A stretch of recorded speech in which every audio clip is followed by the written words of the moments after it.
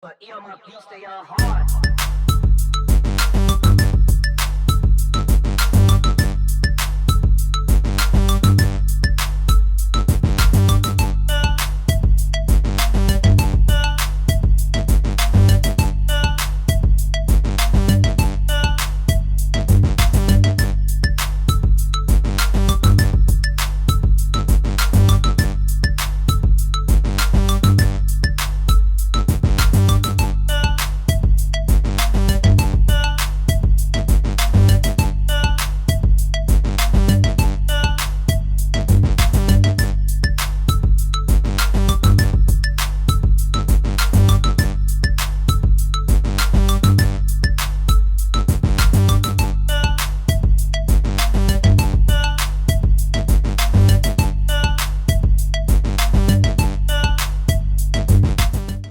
Hello and welcome to another edition of the BCSN Sports Wrap. My name is Bryan Fulford, joined as always by my co-host, A.D. Drew, and our special guest joining us live and direct from Tallahassee, Florida, the MEAC Hall of Famer himself, Mr. Alvin Hollins. Drew, Alvin, how we doing, brothers? We're doing great. I'm doing great. Drew, you have voted. Yes. Nice. I was supposed to go turn in my ballot, but I'm recording this podcast. So hopefully tomorrow I can go drop off my ballot. Any challenges when you went and did your voting, Drew? Any stories you'd like to share? In and out in 15 minutes, my brother. Oh, man, that's a beautiful thing. Yes. No long lines. Alvin, what about you? There might have been about three, 4 people in line ahead of me. Nice. What about you, Alvin? Have you already early voted? Yeah, I actually did the absentee thing about 3 weeks ago. So. All right. Well, Have you checked on your status? Make sure everything went through, Alvin. No, I'm gonna do that this week though, because they had these crazy commercials where they said that who you vote for is secret, but voting if you is vote, public it is not. record. Yeah, I saw that commercial. Interesting. That kind of shook me. I was like, okay, man, wait a minute. Where is this? That's a big message. Is that Russia? Is this Russia and China now? People can go. You tell I voted. So people can go behind. I guess people can check to see whether you actually voted or not. I didn't know that was a thing. I think this is the first year I've heard that type of commercial run. So, but yeah, it's a real thing. Having worked as a political pundit before, that's why do you think you get all those letters in the mail and emails and texts and robocalls and everything? Because they have your information, and your information goes to the parties automatically, to the various parties. And then, but it is public record in every courthouse, and with the proper documents, anybody can get hold of that information if they go to sunshine law or whatever particular law you call it in your state. It's public record. See, that's one of the things about the polls. I mean, the actual opinion poll, that, especially the way things have gotten so polarized, some people don't even want to say who they're voting for because they're afraid of getting repercussions. They arrested some lady yesterday for wearing a Trump shirt. She was the only one without a mask, and it's 8 cops. White lady got arrested by 8 white cops. She was wearing, it had to be for a Trump shirt. I said, well, heck, if y'all worried about her being a spreader, y'all should be social distancing. And so and I think there is sort of a issue where people are talking about, repercussions against, whichever side you're on. If their side loses, they're coming after you. That's the threat. Oh, so sure. I don't know. Well, hey, all of those individuals who've been running around town with their flags and their banners on their cars, trust me, somebody's been taking note of that. And the big banners in the house, on the yards and everything. Yeah, your neighbors have been tracking you. So and Alvin spoke about the Trump shirts. Not to be talking about Trump shirts in general, but when you go and vote, make sure you check with your local law in your jurisdiction to know whether you could even wear a candidate's T-shirt or a candidate's mask or something else inside the poll. Because some Usually places you can't. some places allow, some places you can, some places you can't. Oh, wow. Okay. See, You I know, always thought you could not wear. it depends on where you're at. Because like if you're wearing your shirt in to go vote and you're going in to vote and coming out, some places allow it. But if you're actually wearing it in there and you're campaigning in there with a candidate shirt on, that's illegal. Wow. Right. They're supposed All right. to remove. Yeah. I mean, I've been places where I've had to turn my shirt inside out to go vote and then come back out. All right. Well, look, you know what time of year it is when the sports rap is even talking about politics and voting and things of that nature. You know, it's that season. So we're recording this probably about a week away from the election. So just our public service announcement to anybody watching or listening: go vote. And if you haven't already turned in your absentee or mail-in ballot, get that done ASAP. Don't wait around until the last moment to do that. All right. And one other thing, if you do plan on voting on election day, call your local election official. Just check on your status. Make sure your voting place has not changed. Make sure you are on the road. Do those little things before you go down and have to cast a provisional ballot. So try to make sure you got everything in place before you leave the house. Be prepared. Make a plan. Take a chair if you go on Tuesday. Oh my God. Yeah. See, I'm just not that guy. That's why I have my. Thank God in Florida they at least allow us to take our mail-in ballot. We can actually drop it off at a location, so that way I don't have to worry about standing in line or sitting in a chair and all that other stuff. But all right, so the reason why we are here today, guys, and the reason why these folks are It's watching, not to talk about the election. No, unfortunately, it's not to talk about our favorite candidates. We have a different kind of voting process that we are in the process of trying to break down, and that is the MEAC Mid-Eastern Athletic Conference all-time football team candidates list. The 50th year of the conference. There were 149 players that were originally listed across 8 different categories. Our previous 2 shows, we've talked about the offensive and special team sides. Well, this show, finally, we get into talking about the defensive side of the ball. And it's made up of defensive backs, defensive linemen, and linebackers. And just by count, to give you an idea, there are 16 defensive backs, 22 defensive linemen, and 19 linebackers.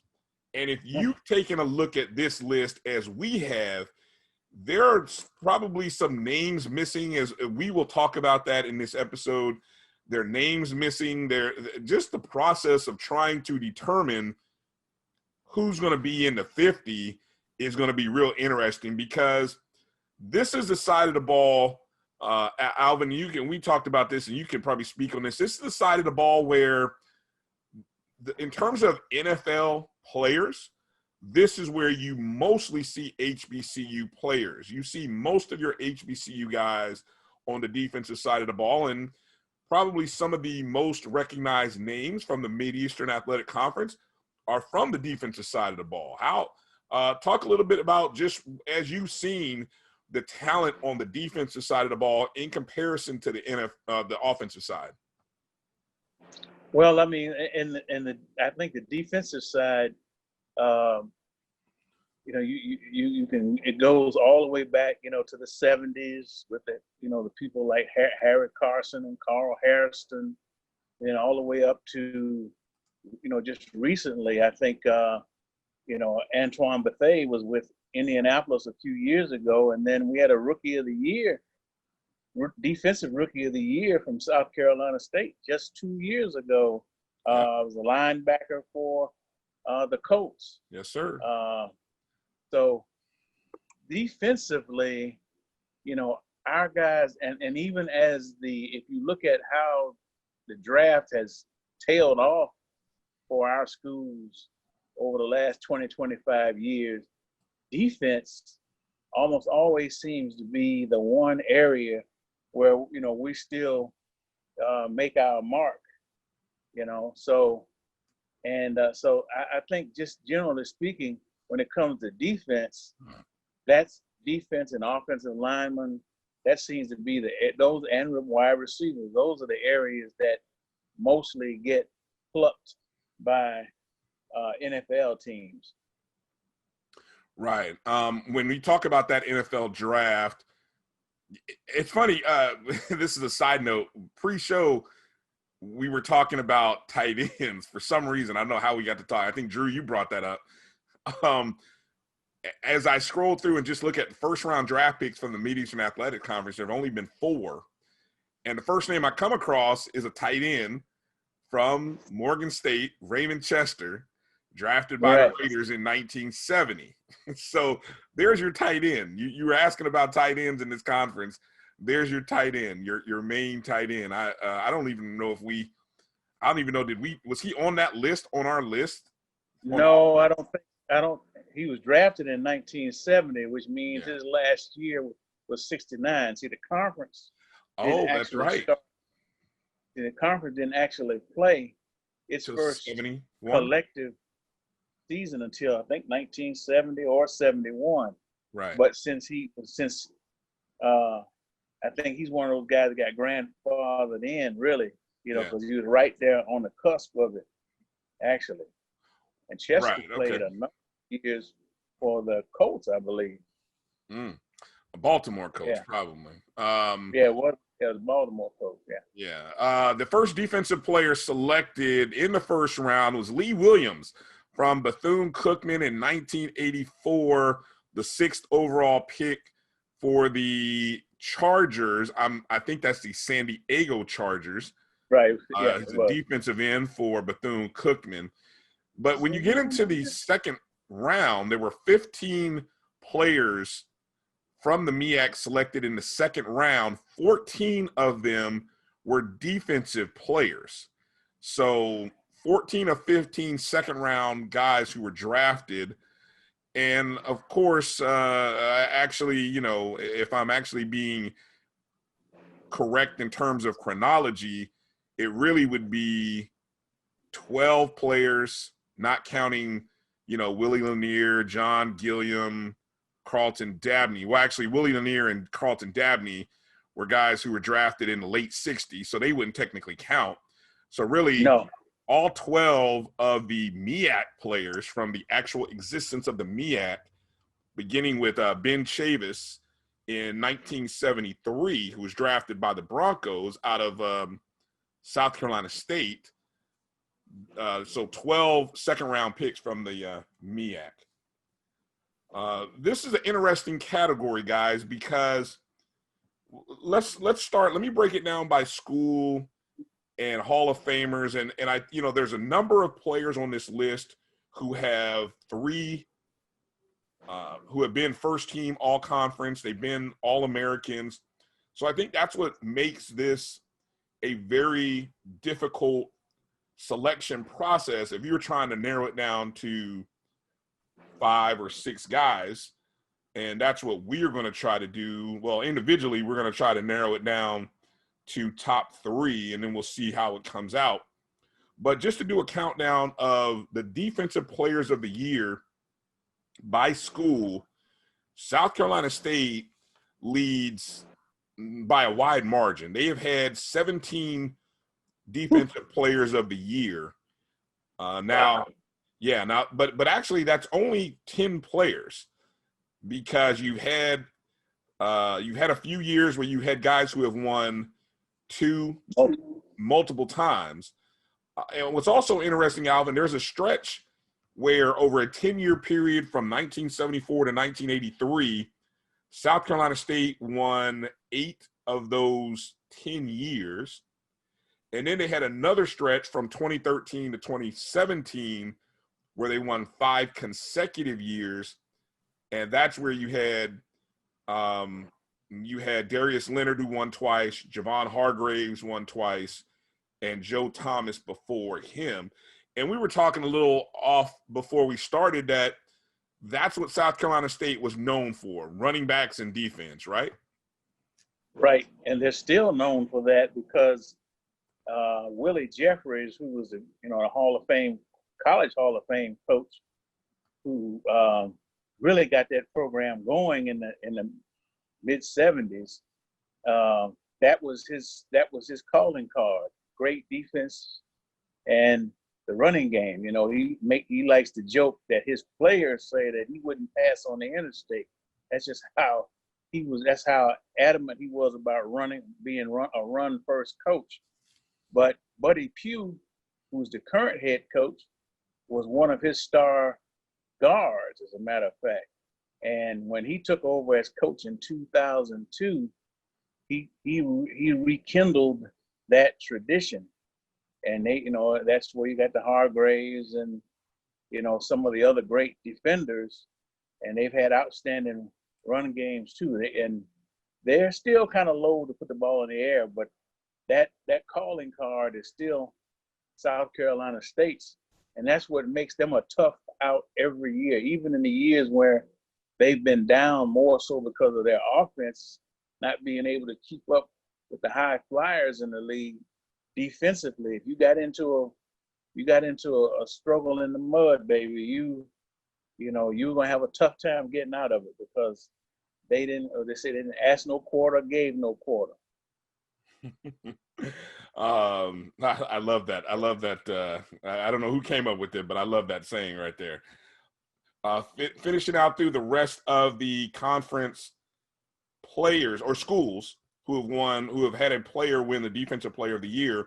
North Carolina A&T has won or had a representative 7 times. Most recently, Daryl Johnson in 2018.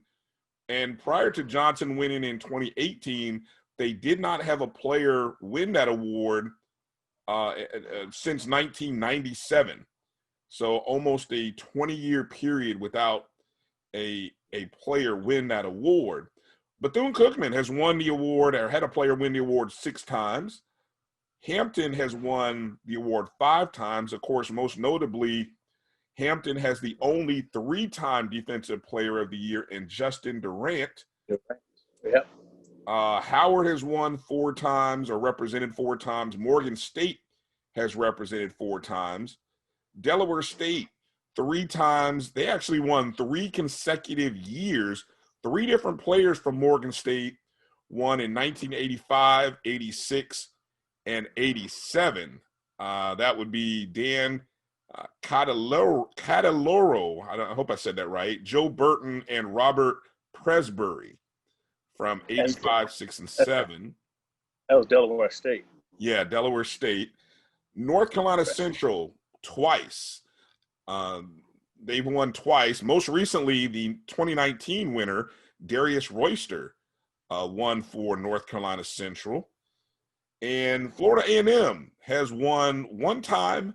He, by the name of Mr. Earl Holmes, we all remember, especially Drew and I, we were on campus, remember the Hitman doing work. And Earl is also the current record holder in the MEAC for all-time tackles. Former head coach at FAMU for a cup of coffee. Yeah. And we all remember Holmes coming. Yes. Yeah. Instead of homecoming, Holmes coming. Yep. And that was the home going for the athletic director later that year too. for doing that. So Yes. So that's sort of the rundown. Maryland Eastern Shore and Norfolk State have not had a player win the Defensive Player of the Year award. Maryland Eastern Shore only competed for 9 years, so we'll give them a pass on that. Right, and Norfolk State, surprisingly, even though Norfolk State had a guy who we'll talk about later, he put up some ridiculous numbers statistically, but he didn't make the cut in terms of winning the award or even make this list. I'll just kind of leave it at that. So, Drew, we're gonna start with defensive backs. There have been 7 defensive backs named to the MEAC Hall of Fame list. And so when you look at this defensive back category, who are some of the names that kind of pop off the page for you as you look at this category and this group of guys? Again, 16 defensive backs. Now we're not going with my big three. You just want some general names, correct?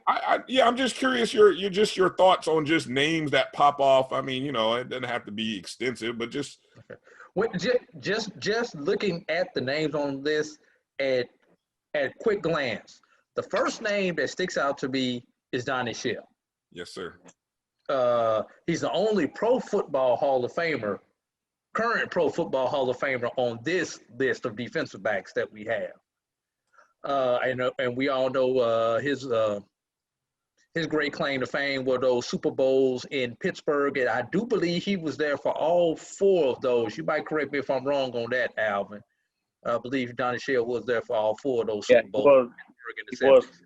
Matter of fact, he's the only guy that's in all of the Hall of Fames that matter: MEAC, Black College Football, and Pro football. Pro Football. He's also in the College Football Hall of Fame. That's right, College Football Hall of Fame. So all 4. And I would like to think he's probably in the South Carolina State Football Hall of Fame or Sports Hall of Fame too. So it's a good bet. Yeah. I put money on that one. Take that one to the casino. But hey, what the funny thing, he was never the Defensive Player of the Year, though. He did not win the Defensive Player of the Year in 1973. Yes. Couple other names. Looking at this, just looking at this list. Next name that sticks out to me is Antoine Bethea, who once he gets far enough removed from his recent playing career, he'll be in some of those same Hall of Fames that Alvin just spoke of. Well, that wouldn't touch my heart because Antoine helped lead my Colts to a Super Bowl, so I'm always be indebted to Antoine Bethea for that. And last big name that sticks out to me is Rashawn Mathis. Another pro footballer out of this group played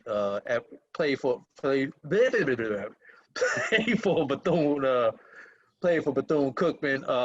It's only because you have a heart. I know how you feel about trying to say Bethune-Cookman. So that's the only reason why you're struggling with all this right now. I'm gonna chalk it up to you being a true rattler right there. There you go. Played in the league for Jacksonville and Detroit. But like I say, at first glance, just looking at some of those names, and there are plenty of other names, but those 3 particular names kind of stuck out, and no, those aren't my big 3 that I'm going to go with later on in this discussion. Alvin, what about the defensive backs? Any who are the names that pop out for you? And obviously, you've seen most of these guys. So, what are your thoughts? Not all. Well, when you scan the list, Nick Collins, another Bethune-Cookman.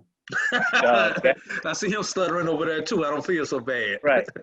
Yeah. Well, Nick Collins played a number of years with the Packers. In fact, I think, he became one of their all-time team leaders in interceptions. And I don't know if he's in their Packer Hall of Fame yet, but he was a standout for them. I think he may have been on their last Super Bowl team. I think he was either safety or a corner. And I guess couple of other guys that I recognize offhand would be John Bostic. He was 3-time first team all conference from Bethune-Cookman. And I think the fact that you had some of these outstanding Wildcats in the secondary, I said it's probably no doubt due to the influence of Alvin Shine Wyatt, their coach for many years, who was a defensive back in the NFL with the Raiders. And I think he also played in the World Football League in Jacksonville. But, we know of his dynamic personality, and you could see he was probably one of the great trash talkers of all time when he was covering receivers. But anyway, but he was also an outstanding coach, and he groomed a lot of youngsters to go to the next level. In fact, I think we've talked about 4 of his guys already. is a guy, Dwayne Harper from South Carolina State. He was in my Hall of Fame class with the MEAC in 2018. I know he played professionally for a number of years. That's the one thing about this group. You know, you've got guys who played professionally. And I think one other guy would be from North Carolina Central. Now, the thing about Central did two tours in the MEAC. They were one of the original members of the conference. Then they left in the early 80s and then came back. And Louis Breeden, who played, if I'm not mistaken, I think played corner for Cincinnati. I know he played in the NFL. Louis Breeden, he was one of the early standouts in the conference, 75, 76. So those are the names that kind of stick out. Alvin, before we jump to Bryan, you mentioned the World Football League. I barely know about the World Football League. I was too young to remember it, but I have read about it. For most people watching this podcast have no idea what you're talking about when you say World Football League. Just kind of give a quick thing of what you remember about the World Football League, what it was for people. Follow the Black College Sports Network on social media at MyBCSN1, the number 1, on Facebook, Instagram, and Twitter at MyBCSN1. The human voice has always connected audiences with experiences. Major brands all across America have trusted Kever's voice time and time again. Conversational, powerhouse, intelligent, and sincere. That's the voice you need for your creative marketing process. KEAVERSVOICE.com. Kever's Voice, Kever's Voice, KeversVoice.com. Always on, all the time. Majesty is a premium health and wellness tea line focused on bringing delicious yet healthy tea blends to the community. Filled with an abundance of vitamins and antioxidants, we work to blend teas with exotic spices and fruits to produce scrumptious and wholesome beverages. So check us out at mymajesties.com. That's MYMAJESTEAS.com. My Majesties, an Urban Passport member. The World Football League was now I think there may have been more than one World Football League, but I know during the time that Wyatt played, that was in the late 70s, really late 70s. I don't know how long. A lot of those leagues, I think they only got 2 years. If they're not NFL, they don't last long. But he played for the Jacksonville Sharks. In fact, I think their arena team now has that name in Jacksonville, Florida. And he's from Jacksonville originally. So, but it was a short-lived league. They played about 2 years. And, because there were, just like we said with HBCUs, at that time, there was a lot of talent looking to get into professional football. So, it was an opportunity for some people to, get some playing time and then move on to the NFL. The NFL is the only professional league that's never had a farm system, or developmental league, which is, they did a couple of years over in Europe, but for those couple of years in the mid to late 70s, that was the World Football League, and it was, and I think they had maybe 8 teams or so, but they didn't last long, and I think probably because the NFL, was starting to expand. They eventually selected a team to play in Jacksonville, the Jaguars. So, I think, which is a sore spot for people from St. Louis. Right. Yeah. But the World Football League is kind of like be compared to a modern day XFL or AAF. Yes. Right? Yeah. Pretty much. Guys who, couldn't quite make the cut, or just didn't make the cut because they've got these 53-man rosters. So, there are a lot of people that get cut that are capable of playing. That's why they developed the taxi squad and because especially with this COVID and with injuries, you see where OBJ got, tore up his knee yesterday. I mean, and of course, Dak Prescott. I mean, you have to have that reserve of talent in order to be able to make it through a season, So I think eventually they're going to have to up that number to 60 or so because it's ridiculous, especially with the wear and tear that those guys have on that level. But that's, as Donahue used to say, that's another show. The World Football League, as you mentioned, and then it's always interesting when you bring up old leagues that pass. It makes me think about NFL Europe, obviously USFL, the USFL, the United Football League, the original XFL, and the reboot, and hopefully the XFL in its third time's the charm for the XFL. That would be nice.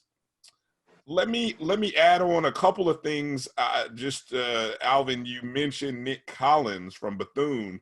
He was one of those second-round draft picks we mentioned earlier by the Packers with the 51st pick.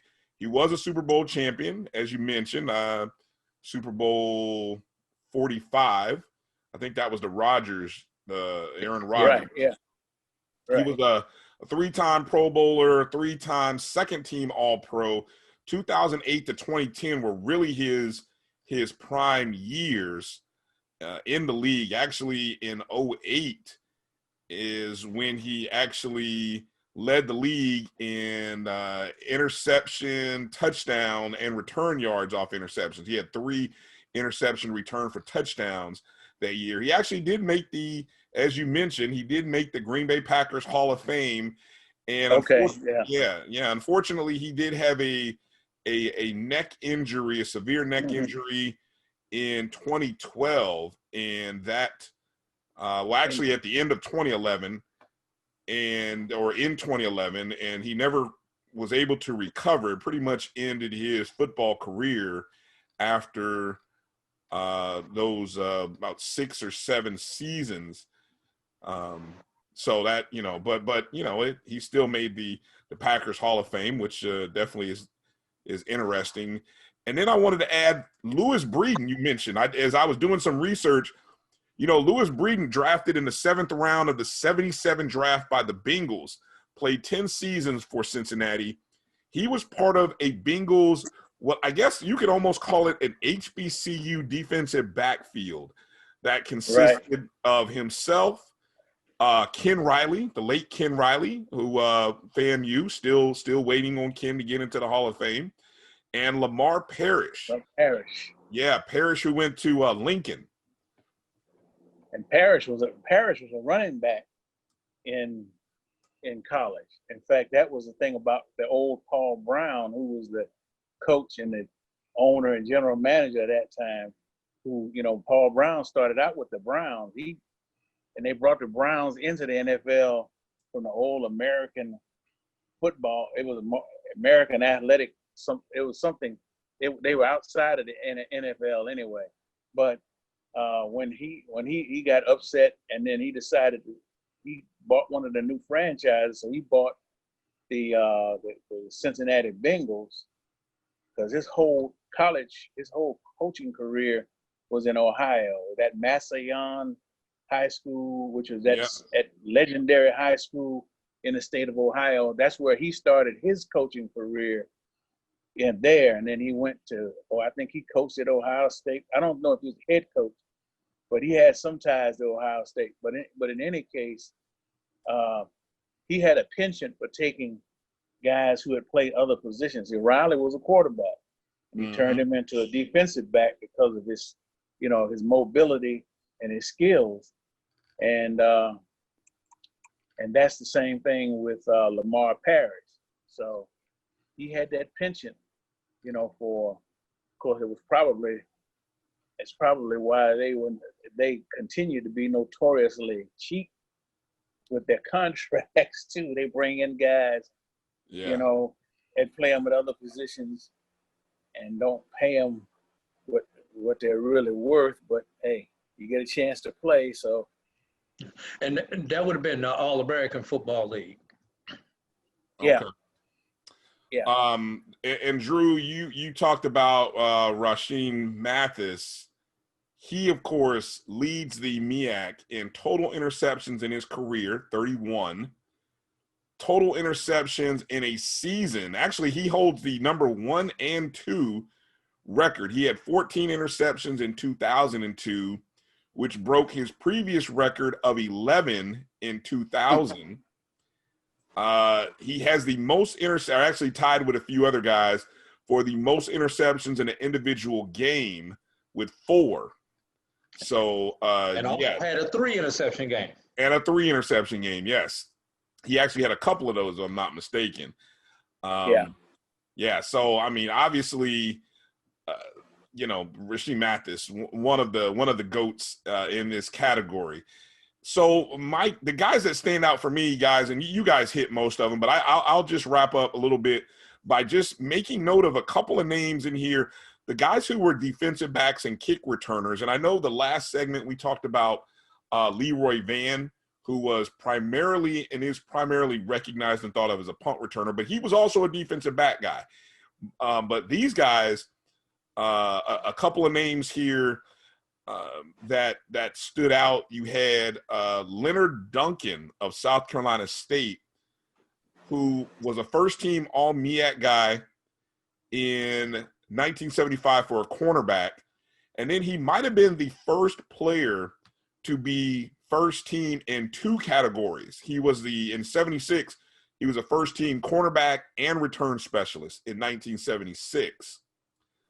Then you also have, you've also got Barney Bussey. Now here's a name for you. We talked about being drafted, right?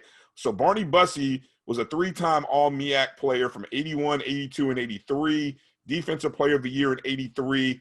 In 81, he was a first-team All-MEAC as a returner, 82 as a defensive back, and then 83 as both. So that's how nice Barney Bussey was. And then he went and he was selected in the first round of the USFL by the Memphis Showboats with the 8th overall pick. He was also drafted by, guess who, the Bengals in 1984 in the 5th round. So after the USFL folded in 84 to 85, he was with the Bengals from 86 to 92. Actually went to that was a Super Bowl team that Bengals had, I think that lost to Montana, if I'm not mistaken. Right, and, yeah. Yeah, and then he finished his career with the Bucks, 93 to 95. I wonder the Bengals lost both their Super Bowls in San Francisco. I wonder if he had coverage on John Taylor on that game-winning pass. You know what? John Taylor caught that pass from Montana. It was a slot because he was lined up in the slot, and I've always told people they beat us. They beat FAMU 36-33, 36-34, and he was in the slot, ran the same play to win the game into the north end zone. So when he lined up and scored, I said, back in Florida, killing somebody again with the same play. They must put it in just for him. I don't know. See. There you go. So you didn't. There's a nice little bit of history. And one more thing I forgot about Lewis Breeden. He had a 102-yard interception return back in 1981, which was, I guess, this was before they changed the rules. Where I guess nowadays, no matter where you intercept the ball in the end zone, it's only 100 yards. Right. So he intercepted the ball 2 yards, I guess 2 or 3 yards into the end zone, and then ran it all the way back. It was one of the when the NFL just recently had their 100-year anniversary, it was listed as one of the memorable plays in the history of the NFL because of it was a 100-yard interception. So he did it in the NFL. Yes, he did that in the NFL. Yeah. Okay, well, you know that now college only counts goal line to goal line, but the NFL, they'll count it. If you pick it off on the back, the back line and run it back, they'll give you credit for 9 yards out. They'll give you credit for it in the NFL. So they used to give you credit. I think they changed that rule though. No. I mean, they still do. They still do. Okay. Although they have this crazy rule where if you're sacked, all your sack yardage comes out of your passing, instead of rushing. In college, you get sacked, that counts as a rush. But right. In the pros, I said, okay. Interesting. The one name that was left off the list, and I talked about, we'll come to this at a couple times, I'm sure, but how about Bobby Williams of Bethune-Cookman was not on this list? And it's curious because we've talked about how this list was put together, and, it kind of appears that, guys who had multiple year all-conference statistics seem to be heavily dominated on this list. But Williams was a 3-time first-team All-MEAC guy, 2005, 6, and 7. He was a Sheridan Broadcast Network's All-American in 07. He's even in the record book for total interceptions in a game. He had 3 interceptions, did it twice in 05, and then he did it again in 06. So I'm there's a name. We talk about guys who got left off. I'm trying to. I don't recall whether Williams was actually drafted or did he go undrafted. But that's kind of tough for the young man who I'm just doing a quick scan through Bethune's list of draft picks to see whether he got drafted. No, he did not. So I don't know. I don't know what to make of that, but I just thought I'd mention that name. All right. So AD, let's swing around to you. So now we're going to go into our 3. So we're going to try to pick 3 names. Each of us are going to pick 3. We're going to avoid overlapping each other here. And let's see if we can come up with what I guess it'll be 8 to 9 defensive backs. It'll be 9. Yeah, 9. That will go. That when we do a 50th and a top 50, these are the names we're going to pull from. So AD, you get the first 3 names. Well, I'm gonna leave a couple of the big sharks out there for you guys because I could take up the big 3 if I wanted to, but I'm gonna be fair. You get the first. That's like saying you get the first overall pick, and then I don't want Trevor Lawrence. That's like you being the Jets and saying I don't want to be Trevor Lawrence. I'm gonna wait to get somebody else. so we're gonna pretend we're doing a snake draft in fantasy. Well, and Trevor would thank you very much too, probably.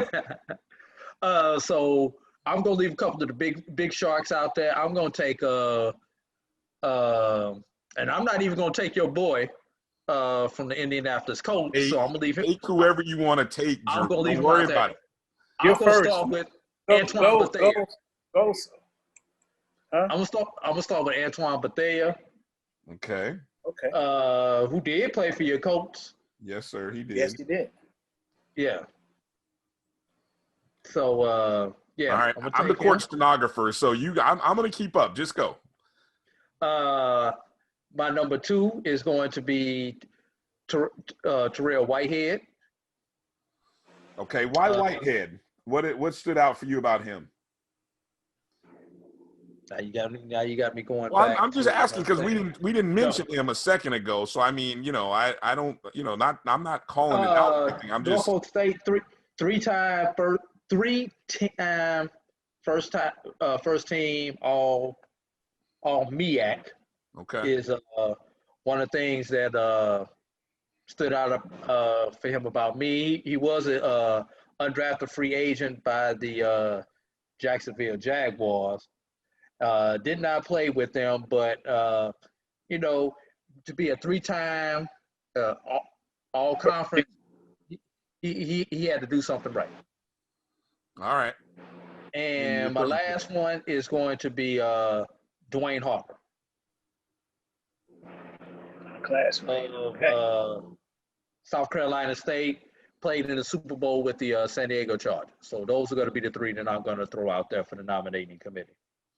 And Harper, let's see. Harper, an All-American in 86 and 87. You know, all MEAC. MEAC, Mm-hmm. MEAC Hall of Famer too. Yeah. Yeah, Hall of Famer, had 8 interceptions for South Carolina State in 1987, and tied for number 5 on the all-time interceptions list for the conference. All right. And Bethea was actually a MEAC Hall of Famer in 2015. So just to put that on the record. All right, Alvin, you got the next 3 guys. Who we got? Oh, excuse me, Brian. I'm sorry, go ahead. Whitehead is in the top 10 in total career interceptions in the conference. Okay. Career. All right, Alvin, you got the next 3. Okay. My next 3. Let's see. I had to go with Rashawn Mathis. Bethune-Cookman, of course. Mm-hmm. Of course, he's in the MEAC Hall of Fame. He had 14 picks as a 2002, but he also had to claim the fame of running back a missed field goal. I think it was almost 100 yards for a touchdown in the Florida Classic. Remember Auburn beating Alabama on a missed field goal? The kick set. Well, he was one of the first. He was one of the first to do it, Okay. and it was devastating for FAMU. I remember that. And of course, I think he played with the Jaguars for a number of years. Yes. And of course, then we go with, and I'll go with Barney Bussey. Bussey, I remember him. That was one of my first couple of years here at FAMU. He had some running gun battles with Ray Alexander, the All-American wide receiver that FAMU had. They had I wish we had film from that 1980, it was either 80 or the 81 game on ABC, where, they battled, and Alexander basically took the ball away from him in the back corner of the end zone for a touchdown, but he was excellent. In fact, you talked about he got drafted by the Bengals in '84, and that's ironic because Ken Riley's last season as a Bengal was '83, so he was in line to replace Ken Riley, but he did it a few years later, I guess. But still, he was in that caliber of group. And then I look at Lewis Breeden, who was early 70s guy, but he's in the MEAC Hall of Fame, and he did play many years. He also played with Cincinnati as well, in fact. So those would be my next 3. I know I've left off a few people, so All right, you get to clean up the best, Brian. We left one big fish out there for you. You know what? You guys said it exactly. Cleaning up your mess as I deal with something here on my end. Yeah, cleaning up your mess. I don't know. You guys are trying to be cute, and you just purposely leaving off Donnie Shell. So I will put Shell on the list because we'll have a flat out riot by anyone who's listening to this podcast if we leave Donnie Shell off the list. I'm looking here. You got Bussy. I'm tempted to put Nick Collins on this list, and I know we talked about Collins just a moment ago. He's a 2000. Let me see. Was Collins? Yeah, actually, he's a MEAC Hall of Famer. 2018. Of course, you also mentioned You also mentioned part of the Packers Hall of Famer, a Super Bowl champion. I think he was still on. Hollins was still there when Mathis was playing, so he was Right. He was a Yeah, that team was they had an outstanding defensive team, and I think that was when Alvin Wyatt was at the height of his power in terms of coaching. I mean, those were some serious battles. 04, 03, I mean, those Florida Classics with FAMU. I mean, those were like 63, 45 shootouts, that kind of stuff, because you had to score 60, almost 70 points to beat them because they were that good offensively and they could shut you down defensively too. I mean, those two guys in the secondary, I mean, as good as the Rack Boys were and all that stuff, because that was a little bit after the Rack Boys, but still, it was a challenge beating those guys consistently, which, as we know now, that has been a little bit more than a challenge lately. Right. And now, so for my last one, and I'm going to kind of lean on Alvin a little bit for a little help, and I'll tell you who this is between. For my last one, I've got it between Jermaine Darriscott, who Darriscott, Darriscott, Okay. or Darriscott, I'm sorry, silent S. It's Darriscott. All right, silent S, Darriscott, from South Carolina State. He was the defensive player of the year in 98. He was also a two-time All-American in 97 and 98. But then I look at the group of Justin Farrell, who from 2009 to 2011 at A&T, he won he was a first-team All-MEAC in 09, won it as a returner, or became a All-MEAC returner in 2010, then came back as a DB in 2011, almost real similar to Leonard Duncan, who had the 75 cornerback, and then he was the cornerback and returner in 76. So I guess I'm torn between Darriscott, Justin Farrell, and Leonard Duncan. I don't think, none of you guys had those guys. So, I mean, what's your thoughts, Alvin, on those three? I don't know. I think the guy that was kind of all-purpose would be the one. Darriscott, I remember him. I think he was two-time All-American, I believe. So he's the guy that immediately comes to mind because he was pretty dominant in his day. Out of those three, I think he might be a good choice. Yeah, okay, so I'm going to put down Jermaine Darriscott. As much as I'm intrigued by Leonard Duncan being the first cornerback and returner, which sort of, then, of course, you already had who had Bussey? Was that you, Alvin, who had Bussey? Yeah. Yeah, Bussey was a three-timer, but, and he was a defensive player of the year, so. Well, what we can do is when we get down to filling out those last few open positions, maybe we can slide the returner corner in there, because I think at this point we were only talking about one return guy, so maybe he could be that second return guy.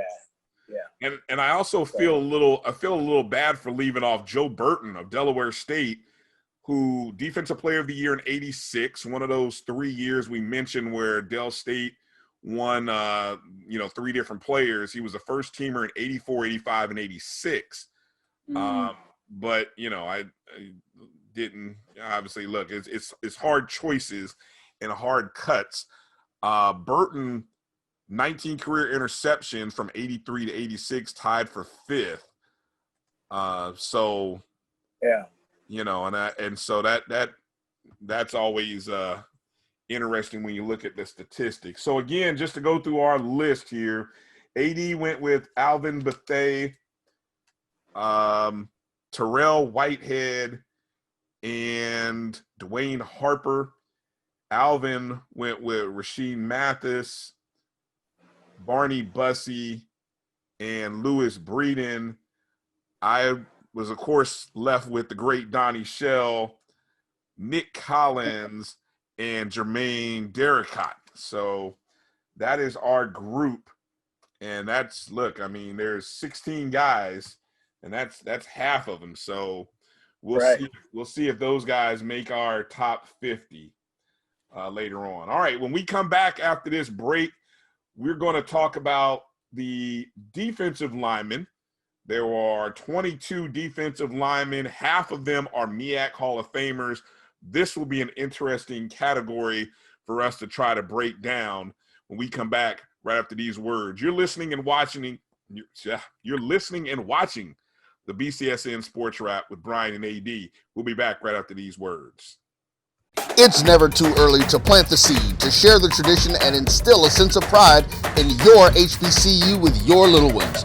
HBCU Pride and Joy Children's Boutique helps you share your school spirit with a wide selection of adorable kids' apparel and accessories officially licensed from your favorite HBCU.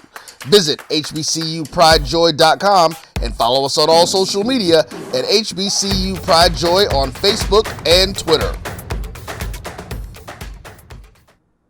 The Cuvée Group is a Florida-based marketing and training consulting firm. We help businesses communicate to their target audience and engage them in conversation. We also help to expand their audiences, which will ultimately result in growth for those organizations. In addition to being a certified constant contact specialist, my colleagues and I are also certified in John Maxwell Leadership Principles. We use these proven principles to conduct workshops, training, and private coaching sessions for individuals and companies looking to take things to the next level. Contact us to schedule a free consultation. Issues today, don't delay, call Cuvée. Support the Black College Sports Network so we can continue to provide you coverage. Go to myjbn.com/support and be a part of the Black College Sports Network. Welcome back to the BCSN Sports Wrap. Bryan Fulford, A.D. Drew, and joined by MEAC Hall of Famer Alvin Hollins. We're talking about the defensive side of the ball for the MEAC all-time football list. I want to remind you, if you are watching and listening to our show, make sure to hit the like button. Make sure to subscribe to our show, whether it's on YouTube or on Facebook. And then want to also remind you, go to the Jericho Broadcast Network's app. You can go to Google or Apple Play Store under the search MyJBN or MyBCSN. You can download that app, and not only can you catch our show, but you can also catch Dr. Cavill's Inside the HBCU Sports Lab, as well as a host of other shows on the Jericho Broadcast Networks that, there's some great shows all throughout the network. I think you'll find them interesting. But when you sign up for the app, make sure to let the app know that you heard about the app through our show, the BCSN Sports Wrap. We're running a little contest among the shows. We just want to make sure we don't end up in last, right, Drew? That's exactly. Other shows care about being first or second. We just don't want to be last. So do us a favor and, if you're listening, I don't want participation trophies, but I want one here. Right. I just don't want the little bitty trophy. Right. We just don't want to be last. So help us not finish in last place and include us as the reason why you went and downloaded the app. Again, Google and Apple Play Store, MyJBN or MyBCSN, and that will do it. All right, gentlemen, we get into the defensive linemen, a category of 22 players. Half of them are MEAC Hall of Famers, and there are some definite studs, NFL guys in this list. A couple of guys in this list have been two-time Defensive Players of the Year. Harry Carson in 74 and 75. Javon Hargrave in 2014 and 2015. Overall, I think Robert Porcher was, he may have been once. Yeah, 1991, no? Robert Porcher, just according to this, once. Right, okay.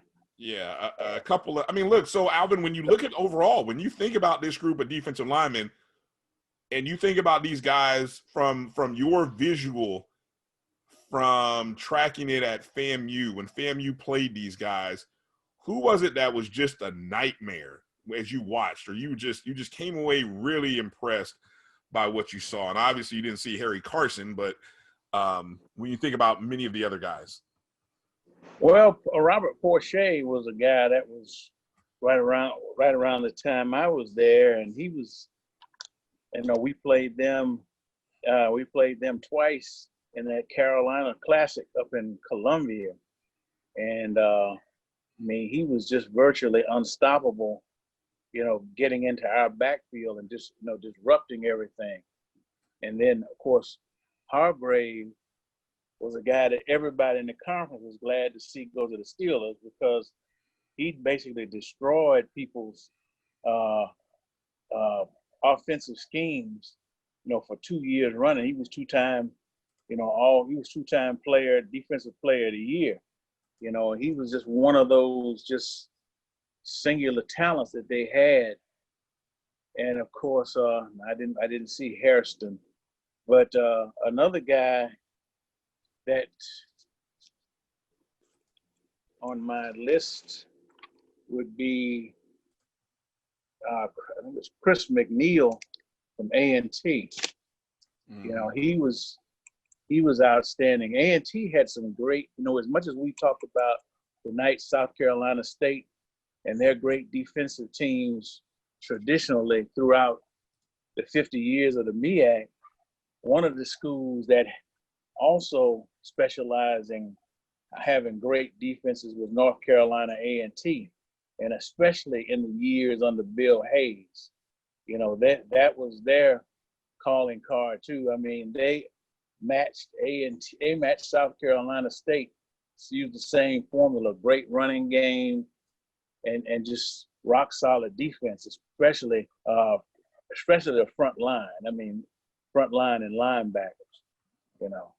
But we were talking about this group, and I mentioned that there were, and you and I were talking off earlier today. There was a couple guys that were omitted from this group, and I think they ought to at least be mentioned.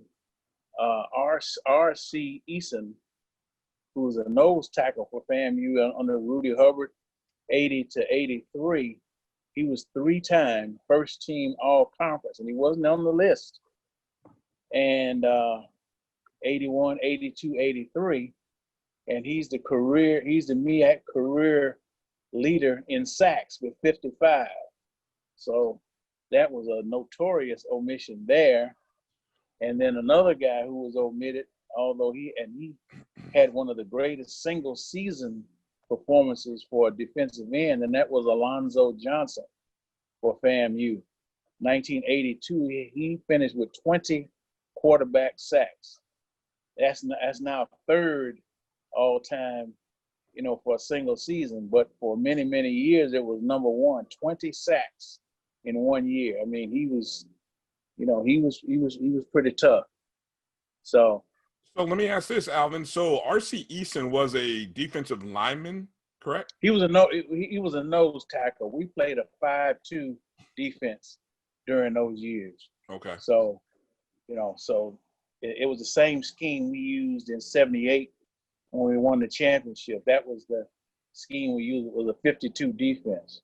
So you had a nose tackle, 2 tackles, and 2 ends. So. It's funny when you mention Eason, looking at the stats, the all-time records, his 55 sacks from 80 to 83 are 15, pretty much a full 15 ahead of the next 2 guys. You had a Chartrick Darby of South Carolina State with 40.5, and then Steve Baggs of Bethune with 40. But 55 was just, it's a ridiculous separation there when you look at the rest of the record book. Yeah, he was a phenomenal guy. And now you think about it now, you know, he played. See, he played on that. Think about that 1982 defensive line that FAMU had. Now he was the nose tackle. Alonzo Johnson was one end that had 20 sacks. So you could imagine the terror that we were able to wreak on opposing teams, especially in those years. Those were the years, you know, coming off of the 78 championship and 79 Miami. Actually, I think Alonzo was a freshman on that 79 team that beat Miami, he and Tony Hayes. But either way,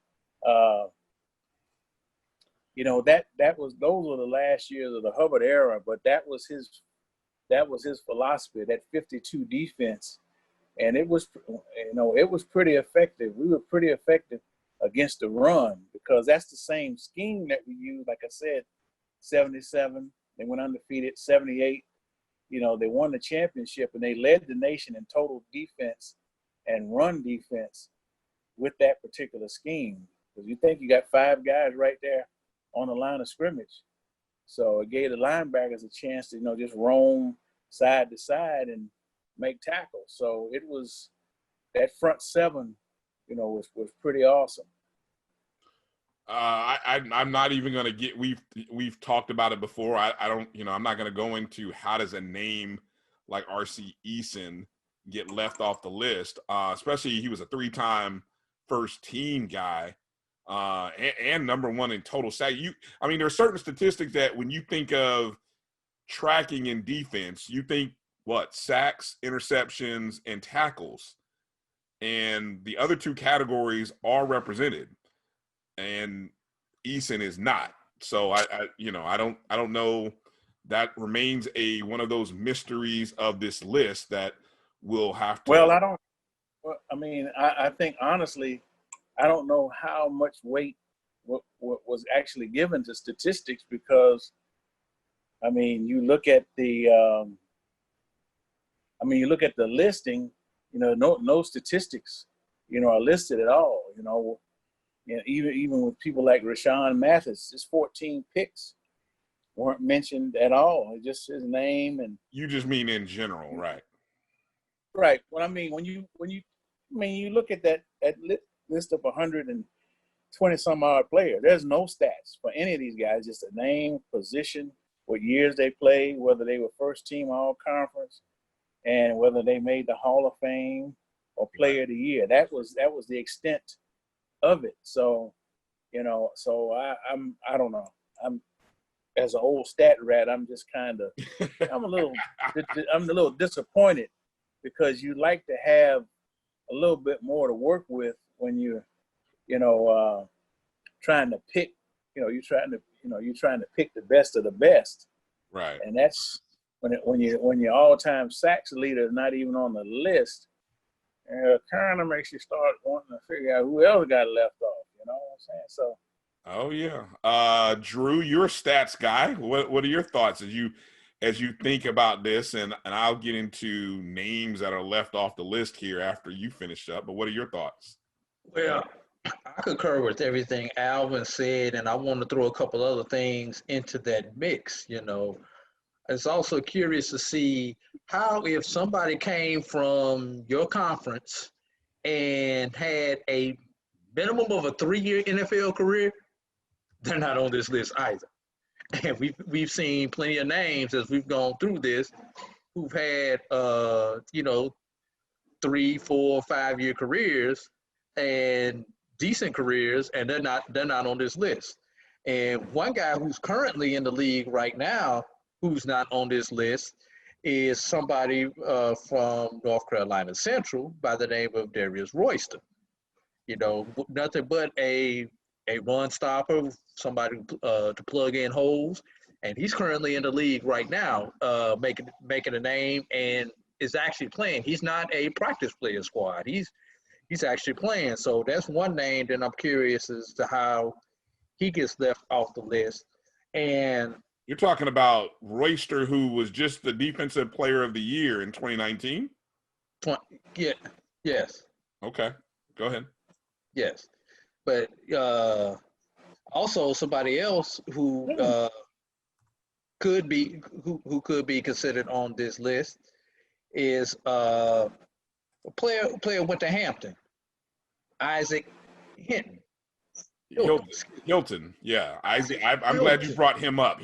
He's one of he's number 2 total tackles for a loss in a season with 30. The number 1 person is on the list, Steve Braggs from Bethune. Bags, right? Bags. Excuse me. With See, again, I saw what you did there. Hold on, I'm gonna call you out. Hold on, stop. I saw what you did there, Alvin. Did you catch what he just did there? Yeah, that was not on purpose.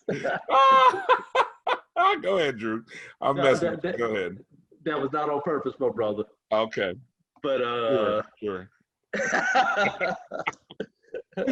But yeah, Steve Baggs is on the list, and also he had a 6-sack game during that same season. So for one individual season, he was noteworthy and possibly could have been considered for this list. Well, but Hilton was names on this list, though. Go ahead. Yeah, no, I was just going to add to Hilton. Hilton was, let me see, 02, 03. He was a first-team All-MEAC guy. Drafted, 02 and 03. First-team All-MEAC, drafted in the 7th round to the Giants. And as you mentioned, he, the total sacks in a game, tied with Javon Hargrave for 6. Total tackles for loss in a season, he's numbered. I mean, you just mentioned that. I mean, it's crazy that a guy. But hold on, I'm gonna give you a couple other Hampton guys that now. This makes me. I'm not gonna go conspiracy theory on you here, but I'm gonna name a couple other Hampton guys who were left off. How about Kendall Langford, 2-time first-team All-MEAC in 06 and 07. 07's SBN All-American, 3rd-round draft pick from by the Dolphins in 08. Dolphins, yeah. How about his teammate, Kendrick Ellis?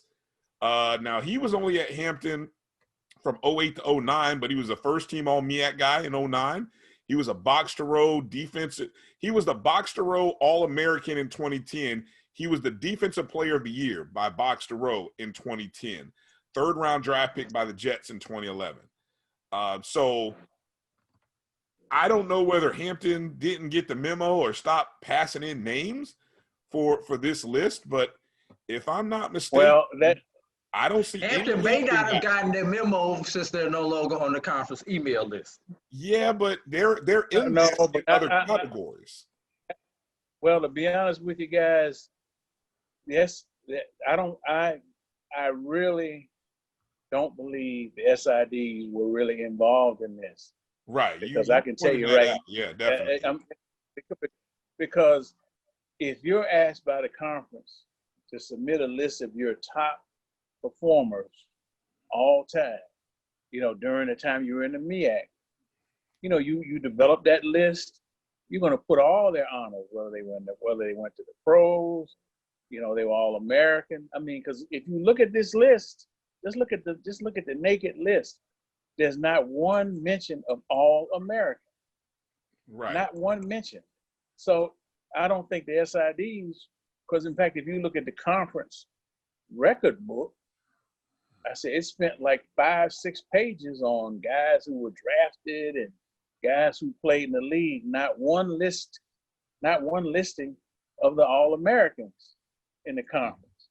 See, and I think had they had that, then it might have been a little bit more complete. So to me, I think there was a lack of involvement by the schools in this whole deal, because there's no way, like you say, with a Easton 55 sacks or some of the Hampton guys, that those guys would have been left off if the schools were charged with nominating folks. So I hate to say it, I don't know why the league would take it upon themselves to put a list like that together and not get input from the schools, especially.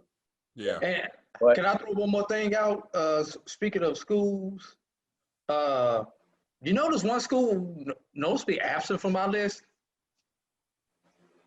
I'm not even. Well, no, I mean, I was guessing Hampton, but I don't know who else do you see? No, the whole 149.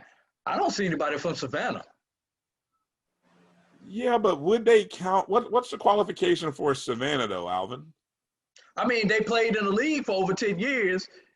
You mean, Yeah, I mean, one player well, I can mean, get nominated from their school out of that 10, 12-year run in the league? They had some. I don't know if they had any first team players or not, but see, that again speaks to, and Winston-Salem was in for a couple of years too. See, that speaks to the lack of involvement by the institutions, because even some of the schools who are involved, some of their best players didn't get known. You got a guy with 20 sacks in the season. He should be on that list, even though he wasn't first team all conference. But if you asking people to nominate their best players, you're going to look at their body of work, because everybody can't make first team all conference. There's only 11 positions. So if you're going to talk about top 50 all time or top 100, you want people who had a body of work, who played, who established themselves over 2 or 3 years.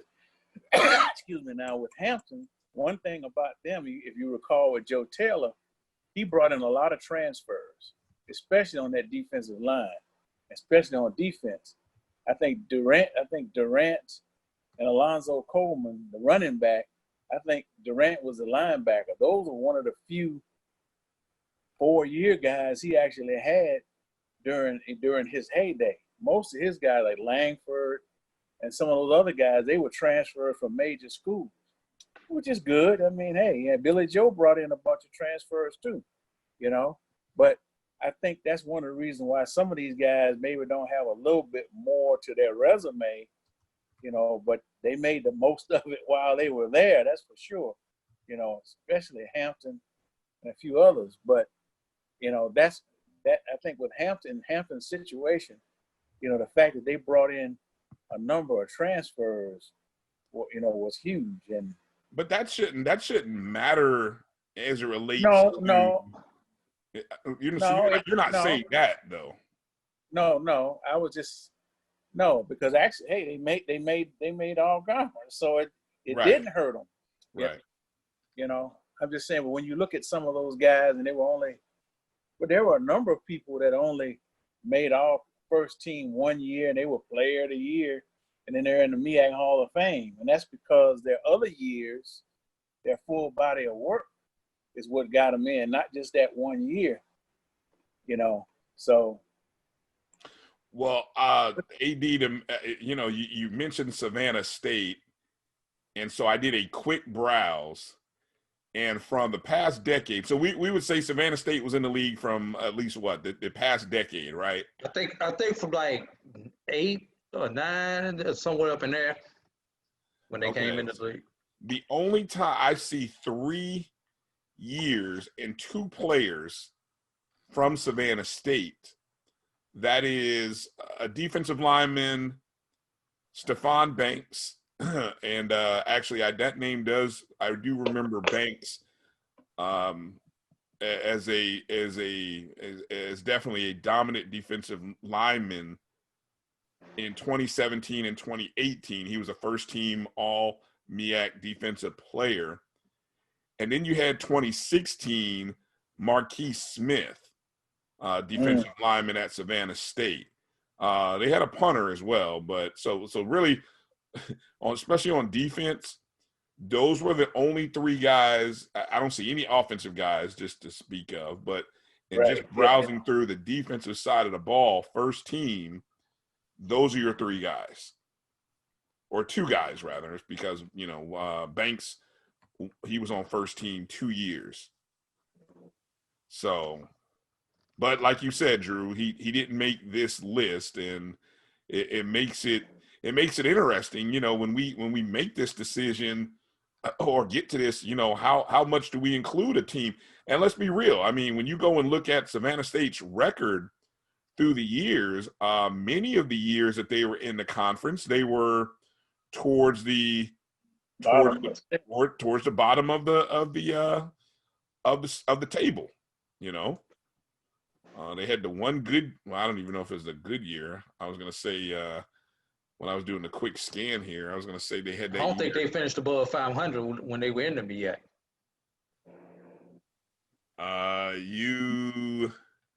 You are correct, sir. Yeah, they had 1 year, 2016, where they finished 3-5 in the MEAC, 3-7 overall. They weren't last. Actually, there were a couple schools who were worse. And then, 2016, 2017, those were probably the two quote unquote best years that they had. So, yeah, but yeah. Oh, and then another. So I mentioned. Did I mention Kendall Langford and Kendrick Ellis? I did mention that. Okay. Yes. So. Right. So yes. So all right, gentlemen. So look, this is going to be hard trying to narrow down the defensive guys, and obviously this is your category where the majority of. Well, no, and linebackers are plenty. I mean, this category in linebackers, this is where your defensive players of the year mainly come from. Again, 11 guys on this list are already in the Hall of Fame with the MEAC. Let's see. Robert Porcher is in the Black College Hall of Fame. Harry Carson is in the College Football Hall of Fame. None of these guys are in the Pro Football Hall of Fame. So let's see. Who gets to lead this off? Alvin? Alvin, for some reason, I thought Carson was in the Pro Football Hall of Fame, but I guess he's not. I think that would have been listed if he had been. Is he? Let me do a quick front page look here. I don't think. I would hate to think they would have left that off. So, but yeah, no, I think Harry Carson is one of those names that he's been on the list, but I don't think he's gotten quite the number of votes he needs. Yeah, I mean, he's probably one of those names that will eventually, I think, get in on the veterans list when it comes. He was overshadowed by a lot of other good players on those giant teams that he played on. Well, he was the number 2 guy next to Lawrence Taylor. Yeah, he was the number 2 guy. So. Yeah, but you had Leonard Marshall. Leonard Marshall. Yes. Yeah, Leonard Marshall, the defensive lineman. All right, Alvin, let's go. Let's get through to your 3. Your 3, and then we'll go to AD. Well, my 3, I would definitely have to start. Well, I'd have to start with Harry Carson because I think he's the elder statesman in this group. Mm-hmm. Also, there's a guy that we hadn't talked a whole lot about because I guess he's an old school guy right around that same time. That's Carl Hairston, who played a number of years in the NFL as well. He's and maybe the only Maryland Eastern Shore player that we mentioned. Right. In fact, I think he's one of the few Eastern Shore players in the entire group. But he played a number of years as well in the NFL. And then I have to go, let's see. And Hairston's one of the few guys who was not a defensive player of the year in the conference. Right. Just to make note of that. Okay. And then I want to take Dwayne Pee Wee Board of North Carolina A&T. He was player of the year in 77. He was all conference first team 77 and 78. And he was a Hall of Famer in 93. And he was one of the anchors of those San Francisco 49er defenses when Joe Montana was, in the Bay Area. Right. Yeah. So Dwayne Pee Wee Board. All right. Drew, I get to go second, I think, since you went. So you get a if we do this in snake order here, I think I get to go. Snake order. Come on with it, so I can clean up the mess this time. Right, you get to clean up the mess. All right, so I'm not gonna leave you out there. I'm gonna go ahead and put Javon Hargrave on here. I think his two-time Defensive Player of the Year. Also now, you know what's funny is he was a Defensive Player of the Year in 2014 and 15, but he was a Boxer All-American and Defensive Player of the Year in 15 and 16. Pop quiz, if you can name who won the MEAC Defensive Player of the Year in 2016. In which year? 2016. 16? Was Yeah. it Johnson? See, I think he announced his teams after Christmas or something, man, because that doesn't make sense. Because he would have, He would have been okay. Well, you might be right. I don't know. I don't understand how he could have been a year after he finished. Or, you would think he would have been the Player of the Year in 16 too. As dominant as he was, right. He would have been Player of the Year in 16 as well. So I don't know. All right. There's something about. All right. So that just ruined. Okay. So see, you might be right. I didn't dig deep into the dates. I just looked at the date and what he had selected. But you might be right. It might be indicative of the year before season, but he called it the year after date. Well, if you think about the Sheridan for years, the Sheridan, they had they would have their banquet in at the end of January in Atlanta or in Pittsburgh one, but they didn't usually announce it until after Christmas. So I guess this is like the Super Bowl. The Super Bowl is almost like an off year in a way, even though this year is going to be 2020. It's going to be played in 21. So, right. You play around with it a little bit, but. All right. So where am I at? 1 or 2? Yeah, 2. 2. Okay. And again, we are only going off of players on the list. Obviously, when we get ready to name our list, there will be some guys, obviously, who were omitted that will go into our list. I just have a feeling that's going to happen. We brought up some cases here for certain guys that I think deserves to be considered. So, all right. So let me get to my second guy here. You got one. You said Robert Porsche and Jason Hargrave. I'm sorry? I didn't say Porsche. Oh, no, you didn't? No, but I'll go ahead. You're subliminally wanting me to take Porsche, so I don't. Oh, you had Porsche. I know I heard somebody say Porsche. No, I had Porsche. No, you did not have Porsche. Okay, Alvin, again, you had Carson, Hairston, and Board. Okay, that's right.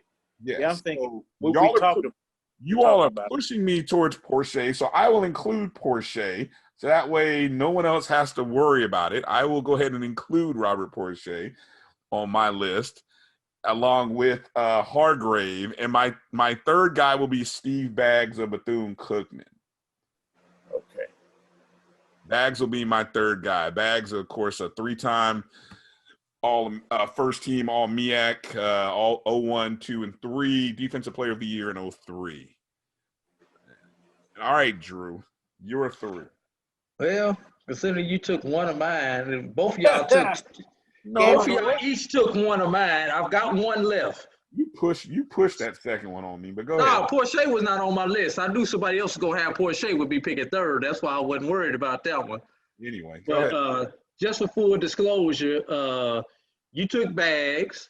Alvin took Harrison. Those are my 3. So I'm gonna start off with the one that I have left on my list while I scan through it quickly, try to figure out which of these other 2 I'm gonna go with. I'm going with Daryl Johnson to start off with. He was the third guy on my list. Yep. From from A&T fame. Yeah, currently with the Buffalo Bills. That would be correct. Next one I'm going to go with is Bobby Moore, South Carolina State. You didn't pick him yet, did you, Alvin? He wasn't on your list, was he? No. Okay, good. Okay. Because you had that look on your face like, yeah, I had him too. 3-time first MEAC, all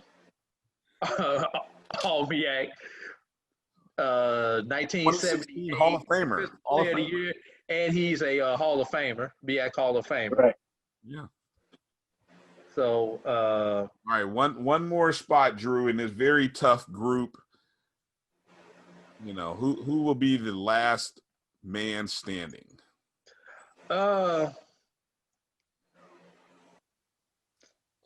decisions. It really is, because all these guys are great, and we've got a couple of MEAC Hall of Famers that we have not even mentioned. Sure. People like Chris McNeil from A&T.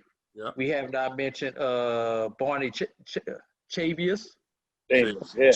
Wow. from NC State. And we have not mentioned Chadrick Darby. Chadrick Darby from South Carolina. From South Carolina State. So we're going to come down to one of those three. You need somebody to push you towards. You need some stats to help you out there. Some record. Well, I'm going to go with McNeil by default out of those three. Since he did win a Player of the Year for the conference. Darby didn't win Player of the Year? Not according to your notes. I like how my notes, huh? Okay. You don't want to copy it over. But he was a MEAC Hall of Famer, though. Yeah, all three of them were Hall of Famers. But only one of those three won Player of the Year, so I'm gonna go with the Player of the Year. Chris McNeil, 21.5 total sacks in a season. He's number 2. Number 2 on the list. And you know who beat him out? Chadrick Darby. So I'm gonna make you feel bad about that one. Chadrick Darby, who's also number 2 in total sacks in a career, by the way. And Darby actually broke McNeil's record the year after he said it. Exactly. Right. Yeah, I remember that. But Drew, you're once again taking Chris McNeil, defensive end for North Carolina A&T. Yes, sir. All right. Yeah. So anyway, now how many South Carolina State guys? We noted how many we've got 10 South Carolina State defensive linemen in this category, and did we pick one? Eight of them are MEAC Hall of Famers: Barney Chavis, Bobby Moore, Chadrick Darby, Harry Carson, John Alford, John Bates, Philip Murphy, and Robert Porcher. And you gotta believe one day Javon Hargrave. Will get there once he retires. Yes. Well, I guess it's 5. Well, sometimes the limit is 5 years after you finish playing college ball. So he's probably coming up on it in another couple of years. This would be those years, the next year or two. Yeah. So now, we will. I'm not even going to ask you guys to think about, if we talked about names that were left off the list, Eason, Johnson, Hilton, Langford, Ellis. I mean, it's very likely some of those guys will get right in consideration. Will definitely get some consideration into the list. That's what's going to make this so interestingly tough when it comes down to selecting a group of 50 players. So, all right, that's gonna wrap up that segment. When we come back, we're gonna finish off by talking about the linebackers. There are 19 linebackers, and to make this even more tough, we are only selecting 6. We are only selecting 6 linebackers out of this group of 19 guys. 3 of them are MEAC Hall of Famers. So when we come back right after these words,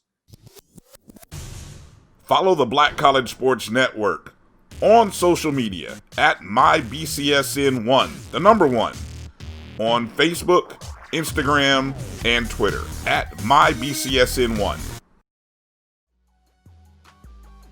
This is the Dean of the College of HBCU Sports, Kenyatta Cavill of Dr. Cavill's Inside the HBCU Sports Lab with Mike Washington and Charles Bishop. Come mix it up in the lab where the course lecture is in session every Tuesday from 6 o'clock p.m. Central Standard Time on Facebook Live, YouTube Spreaker, or the BCSN app, as we discuss all things about the HBCU sports culture, including exploring the week that was in the sporting HBCU diaspora, as well as the upcoming week of HBCU sports. With me, the Dean, the College of HBCU Sports, on Dr. Cavill's Inside the HBCU Sports Lab with Mike Washington and Charles Bishop. Course lecture dismissed. Have you had your Earth Blend coffee today? At Earth Blend Coffee, we take pride in offering you the very best of beans across the world, blended and roasted to perfection, giving you superior quality and satisfying and flavorful taste. Experience the world in one cup with Earth Blend Coffee.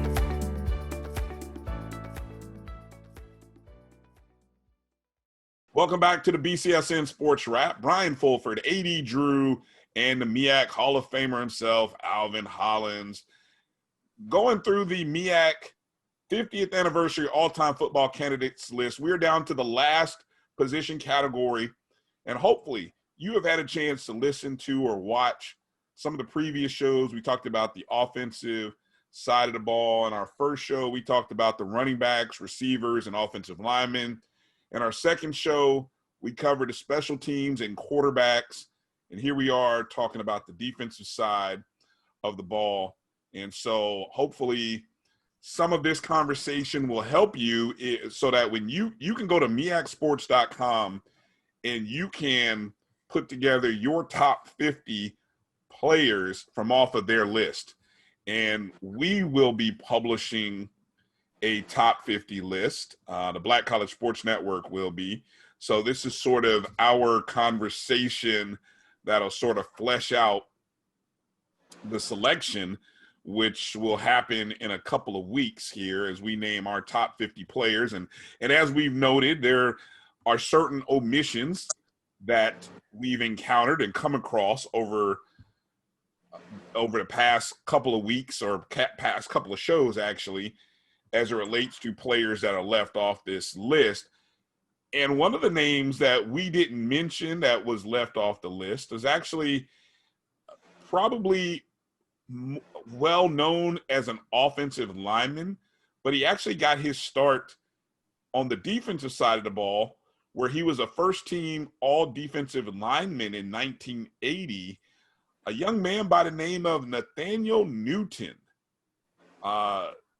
Alvin, your thoughts on Mr. Newton, who started off as a defensive lineman and then became a world champion for the Dallas Cowboys on the other side of the ball? Well, Nate Newton, his nickname in college was Big Time. Nathaniel Big Time Newton. Okay. His nickname in the league was the Kitchen. And right, say he that's ate right. himself out the league. Well, he ate himself out of the league, but I tell you what, when he was in college, he was 260 pounds defensive tackle, and he ran a 4.640 in our preseason camp. 4.640. See, wow. As big as he was, even in his years with Dallas, he still had good feet, quick feet, and that's one of the keys in line play, is being able to, the lateral movement, being able to move and stay in front of those dang defenders. So he still had great footwork, even though he was probably about 100 pounds heavier by the time he got to maybe even more so by the time he got to the Cowboys.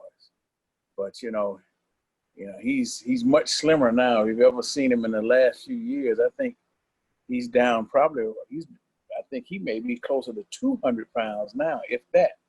So, Wow. yeah, he got that lap band surgery, I think. Oh, okay. Because he was up to 402 or something like that. So.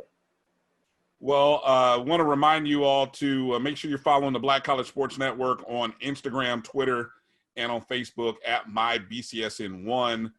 That's where you can see, or at least you can get information whenever we drop new shows. All of our shows are available not only on our YouTube channel, which you can go to MyJBN Online, part of the Jericho Broadcast Network, streaming of shows, or you can simply, wherever you listen to podcasts, Anchor, Spotify, Google, Apple Podcasts, whatever it is, you'll find the BCSN Sports Wrap. That's all you have to do is search for BCSN Sports Wrap. All of our shows are available there, anywhere you listen to podcasts. And then, of course, if you want to see the video versions, you can go to YouTube and see those. But make sure to like and subscribe. Give us a rating if you have the option to. But more importantly, we'd appreciate it, the downloads, the listens. Share it with a couple of friends. And feel free to be a part of the conversation by simply sending us your thoughts and comments at MyBCSN1. Or you can send a note to Drew at BCSNDrew, or send a note to me at DRB365. Of course, that's all on Twitter. So, gentlemen, here we are about to talk about linebackers now. There are 19 linebackers on this list.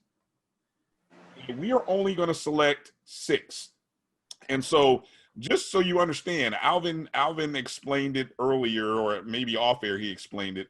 But normally when the MEAC does the selections for their all MEAC teams, they select 4 defensive linemen, 3 linebackers, and 4 defensive backs. That's the correct format, Alvin? Yes, that's it. So what we tried to do is we did a 3-2-3 with that to kind of give us a pool of guys. So even though we all had 3 choices for the defensive linemen and defensive backs, we are only selecting 2 linebackers. But before we do the selections, this is a very hard group of guys to try to narrow down to 6. Even though there are only 3 linebackers, and maybe that's why it's hard, is because you have 19 guys, only 3 of them are MEAC Hall of Famers, but you got some names in here, guys who have been multi-year All-Americans, multi-year Players of the Year. This is the category where you have a 3-time Defensive Player of the Year. You have 3 guys who won the award twice. You got some guys that have had some nice runs in the NFL, so that too is also hard. So this is I think in trying to narrow it down, this is a hard group.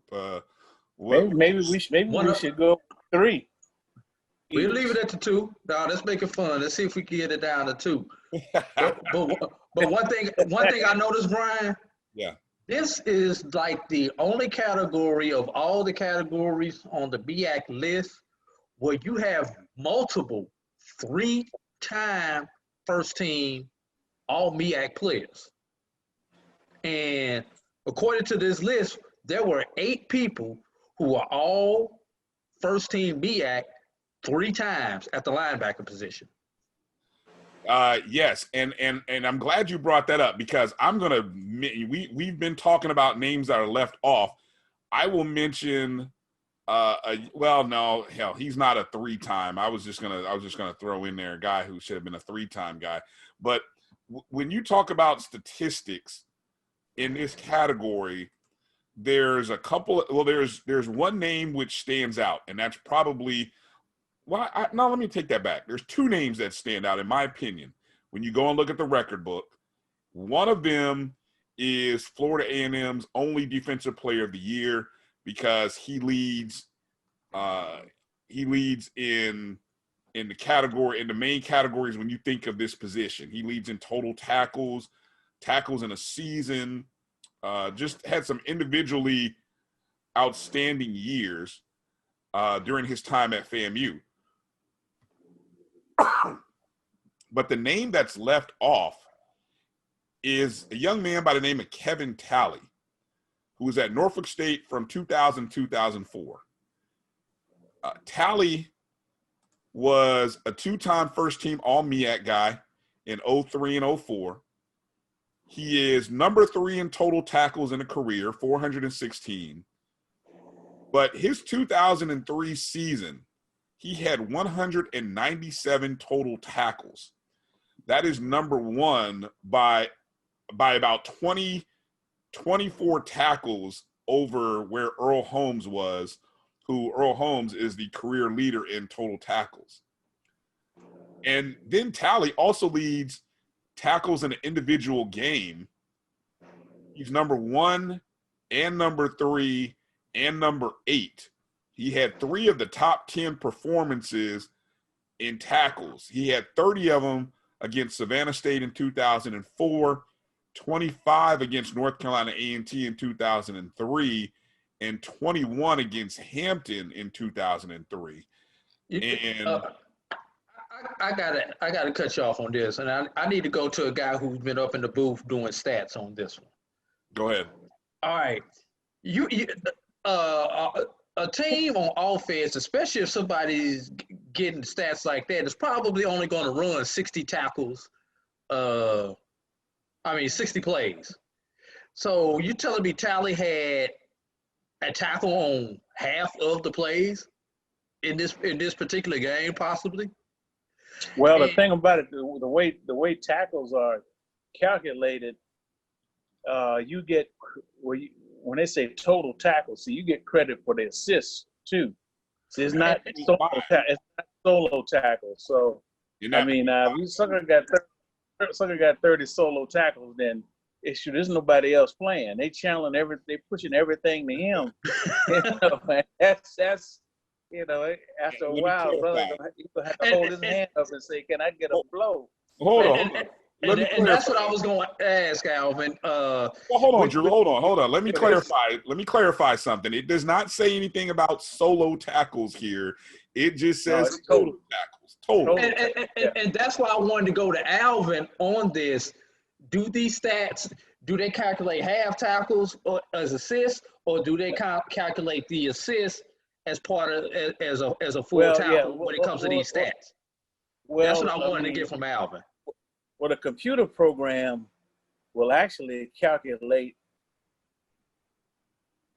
Well, you can set it to either calculate an assisted tackle as a half, or just calculate it as a tackle. So that's why somebody may end up with 30, because he may have had 12 assisted, 12 assisted and 18 solo, or vice versa. So, but people don't really split hairs like that too much. The program will do it. And in fact, the NCAA didn't even start keeping defensive statistics until the late 90s. And it was not well received by the SIDs because in some places, like in that conference where Youngstown and that Missouri Valley, or wherever that conference is, where they run the ball, they're like the old black and blue of the NFL. They run the ball consistently, but so their tackles are going to look like it's almost like people are plugging those stats. See, and there was no consistency on how the numbers were kept. And some schools, they actually have the coaches chart the official tackles. Now, unofficial is what you keep in the press box, and the NFL is the same way. They'll have a sheet, and if you look at USA Today on Mondays, they used to anyway. They used to run it. They'd have defensive stats, but they are unofficial because when these guys are looking at getting graded, they got contracts up for grabs, all these incentives, it's got to be graded with video. So you can't do that during a ball game.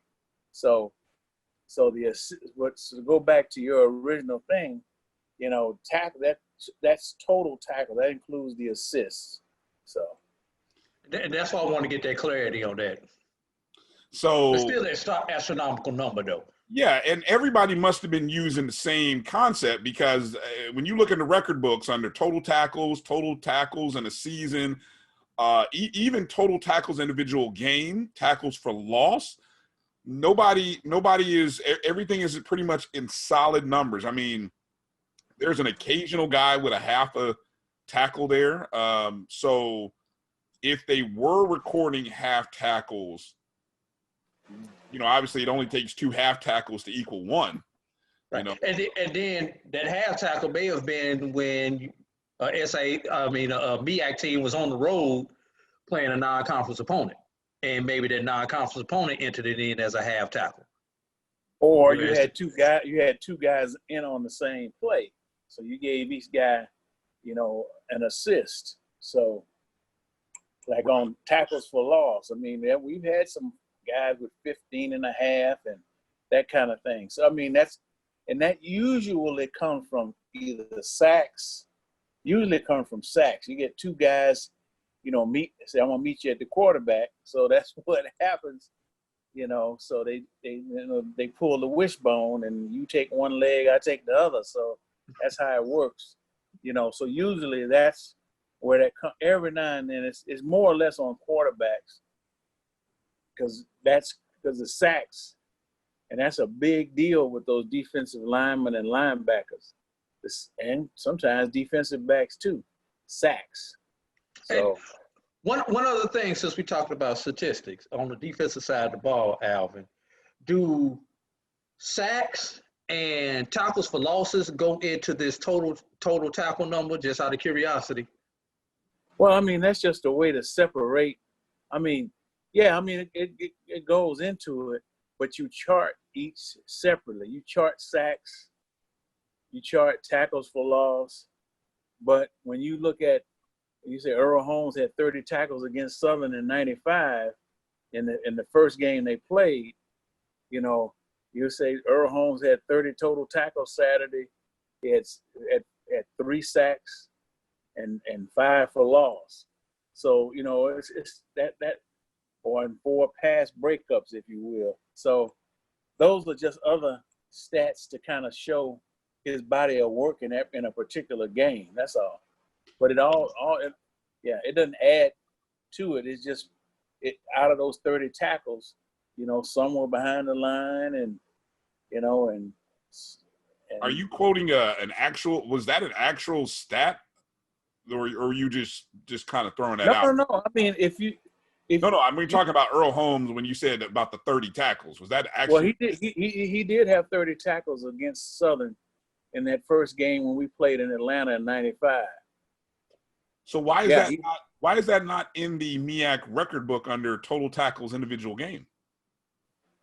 I don't know why. It should be, but So you did.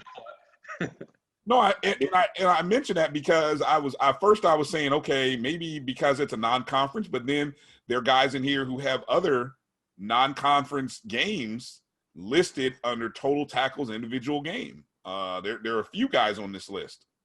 Yeah, well. So that memo to someone at FAMU, you need to get Earl's tackles right. If he had 30 against Southern in '95, that needs to get into the MEAC record books, because it would tie Kevin Talley, who's sitting there with 30 total tackles in an individual game from 2004 against Savannah State. One thing too about tackles, before we move on to the selections, that's one of the main reasons, I should say, is that SIDs just universally did not like putting defensive stats in national statistics, is because everybody keeps them differently. See, you know, yards, catches, interceptions, you know, that's pretty much, you know, that's cut and dry. But when it comes to tackles, you know, it's easy to start fudging and people saying, well, you know, that was, I mean, I've been in some press boxes where guys will yell at the stat people keeping it. That was a tackle for 4 foot. Wait a minute, that 4 foot was over on the side. Tackle for 4 foot. You know, so I think there's always that question as the credibility with some of those numbers. So, but and then, like I said, it's a tough thing to keep from the box, you know, because you don't have monitors, you don't get a chance to run it back and see and make sure. So, you know. And having been up in that box, you really have to have an offensive spotter and a defensive spotter, and then just a third spotter just to clean up some of the stuff that's left over. You definitely have to have some really good spotters, you know. Because that's, like you said, it's fast action, and you don't have the monitors to go back and look. Nowadays, though, most stadiums have these big, you know, boards now. So sometimes, you know, I've been in the boxes when they said, "Man, let's see what it looked like on the board." I said, "Man, we sound like Jaws on ESPN now. We got to look at the video." But sometimes it does help to look at it to be sure, especially on block punts, you know, sacks, fumble recoveries, that kind of thing. Mm-hmm. So. Now, the one thing I will say regarding Tally, and I'll move off of him for a moment, he was a part of some very bad Norfolk State teams. In 2000, they were 3-8 overall, 2-6 in the conference. 01, they were 5-6 overall, 3-5. 02, 5-6, 2-6 in the conference, and then 03, 1-11, 0-7. And even a 1-8, 1-6 record. So his last 2 years, while Norfolk State was 1-11 and 1-8, he might have been doing a lot of tackling. Just he got a lot of opportunities. It sound like. Yeah, I mean they were. Yeah, so I mean he got it's like the punters. He got a lot of work. You know, the defense did anyway. You know, and was it at the same time when the quarterback led the conference in attempts also during that same era? Yeah, you're right. It was. Because they were basically behind all the time. So exactly. Certain stats go together.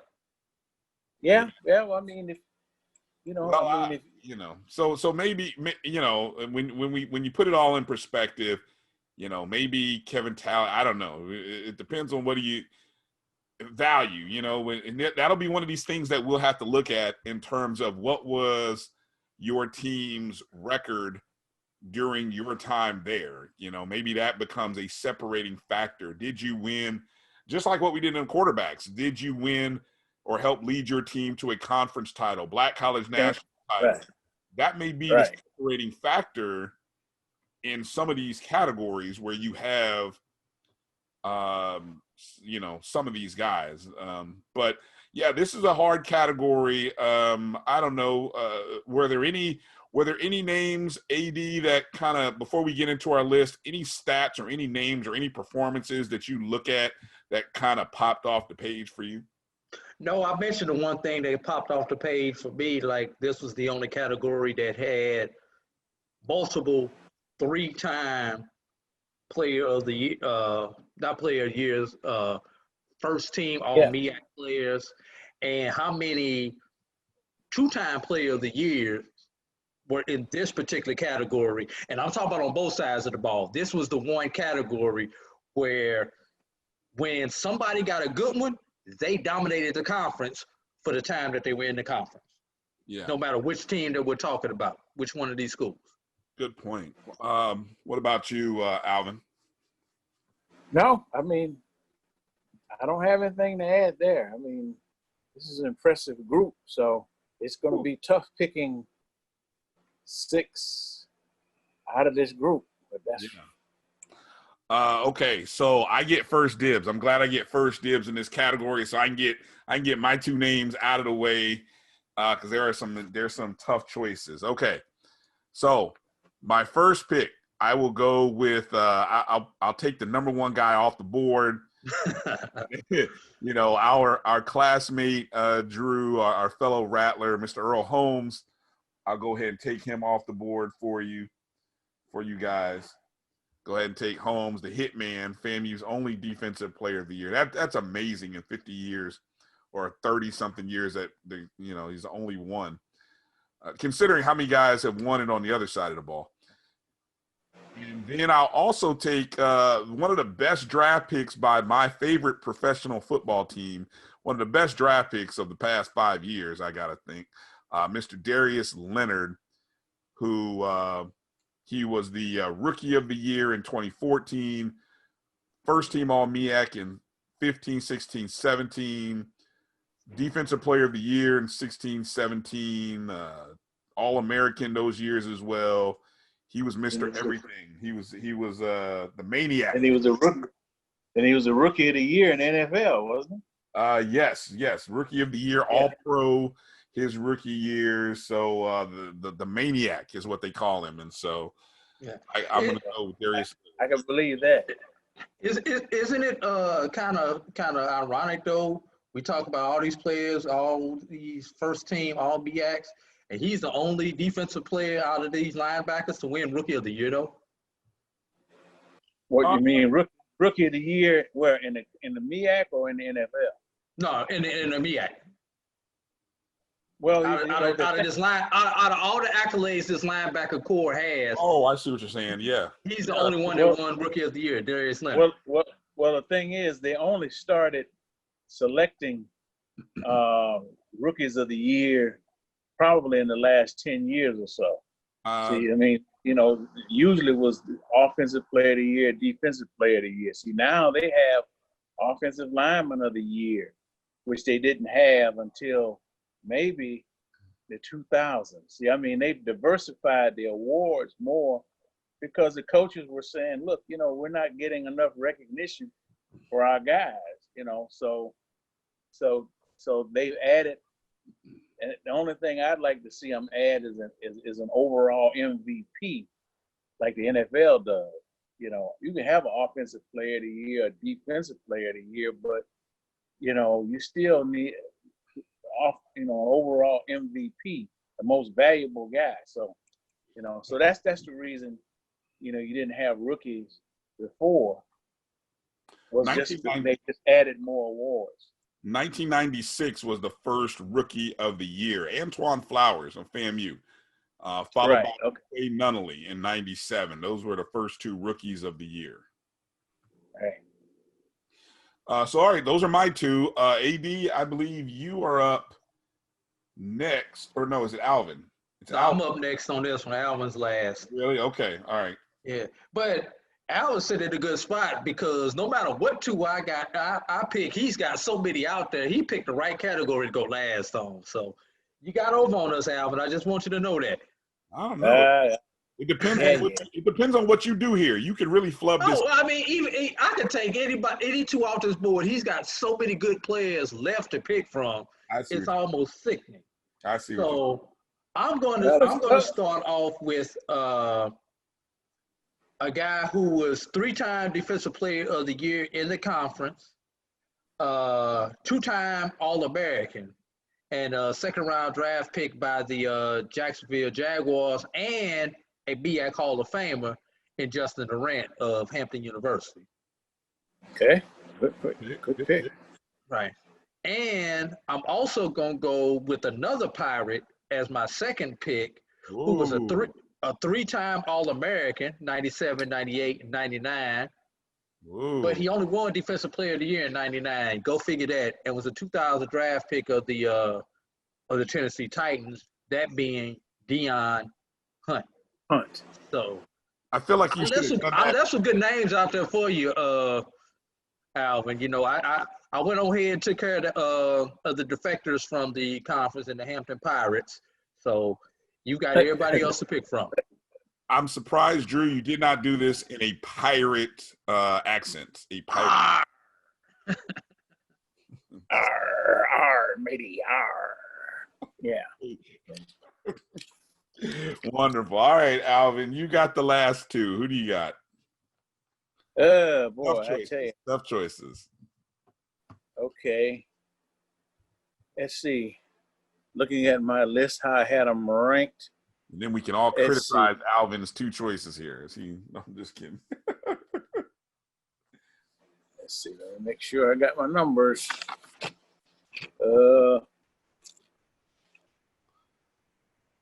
Like you say, there's so many good ones in here. You're feeling nervous. You see the nervousness starting to set in now of the selection. Yeah. Well, give us your thoughts. What are you thinking about as you're trying to make your decision here? well, I'm looking at people who were, 3-time all-conference, that type of thing, and who were players of the year.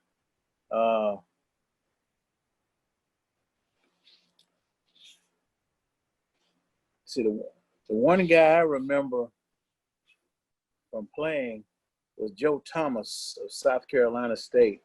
He was player of the year in 2013, and he was first team all-conference in 2013. But they had that. He was the anchor of one of their great defenses. So I would go with Joe Thomas, and let's see, from A&T, I want to go with Demetrius Harrison. He's a 3-time all-conference, and he's also twice player of the year. Looking at this, in 88 and 89. So, and this is A&T. That was some of those great Bill Hayes defenses that they had. It's amazing when you look at our lists. It seemed like the same names pretty much come up, the usual suspects. South Carolina State, A&T, Hampton kind of stuck their nose in a little bit under Joe Taylor, but it was pretty much, this defensive side was pretty much dominated by South Carolina State, and A&T. So those would be my two picks. Demetrius Harrison, who when he graduated in 89, he was there from 86 to 89. He was the total tackles in a career leader with 497. And then Earl came along 6 years later, eclipsed the 500 mark. Harrison also had 155 tackles, which is the 7th most in the season category in 1989. And he also, in 1985, against Norfolk State, recorded 28 tackles, which was the most until a player from Norfolk State broke it in 2004. So those are some of the stats for Harrison. So yeah, that's a good solid choice. And I don't know, I feel like we got the top 6. I mean, I think some of the names that I find interesting that are that a lot of people will think about. I think people will think about Tracy White, who was of Howard, who was a 2-time Defensive Player of the Year in 2000 and 2001. He was a 3-time first-team All-MEAC guy. He's a Hall of Famer too. Yeah, one of the 3 Hall of Famers. Exactly, was All-American, 2-time All-American. And if I go through any of the other names, I think there's an interesting. How about Lyndon Trail of Norfolk State, who was a first-team All-MEAC guy as a defensive lineman 1 year and then a linebacker the next 2 years. And probably now that sounds like they probably changed from a 4-3 to a 3-4 probably, or something like that. And the guy right. Yeah, he was a tall, rangy guy. So he really was probably a true defensive end. Although he had the bulk to play inside, but you know, he was most effective coming off the edge. So he was probably like a pass rushing specialist. Right. Yeah. How about Keith Pugh? Here's a name from Howard. He was a 4-year starter, finished his career as the FCS record holder in career tackles for loss when he graduated.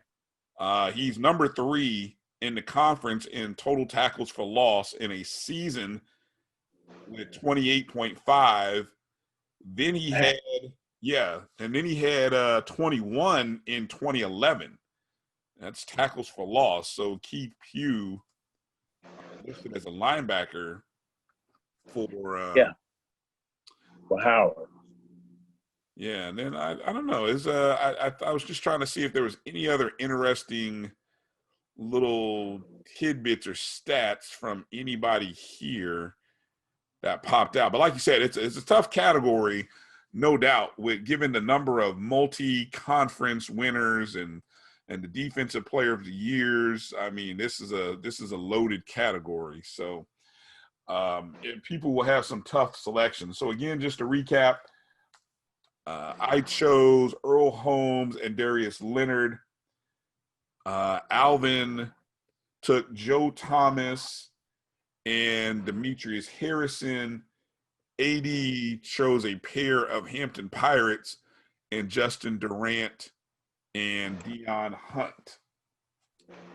So, yeah, not bad. A couple of Pirates, a couple of South Carolina State guys, and that's how this one goes, fellas. So, look, the next thing for us is we will get together with our group of panelists, our group, and we will start to narrow down from all of these categories. We're going to try to narrow down a group of 50 players that'll represent the MEAC 50 team.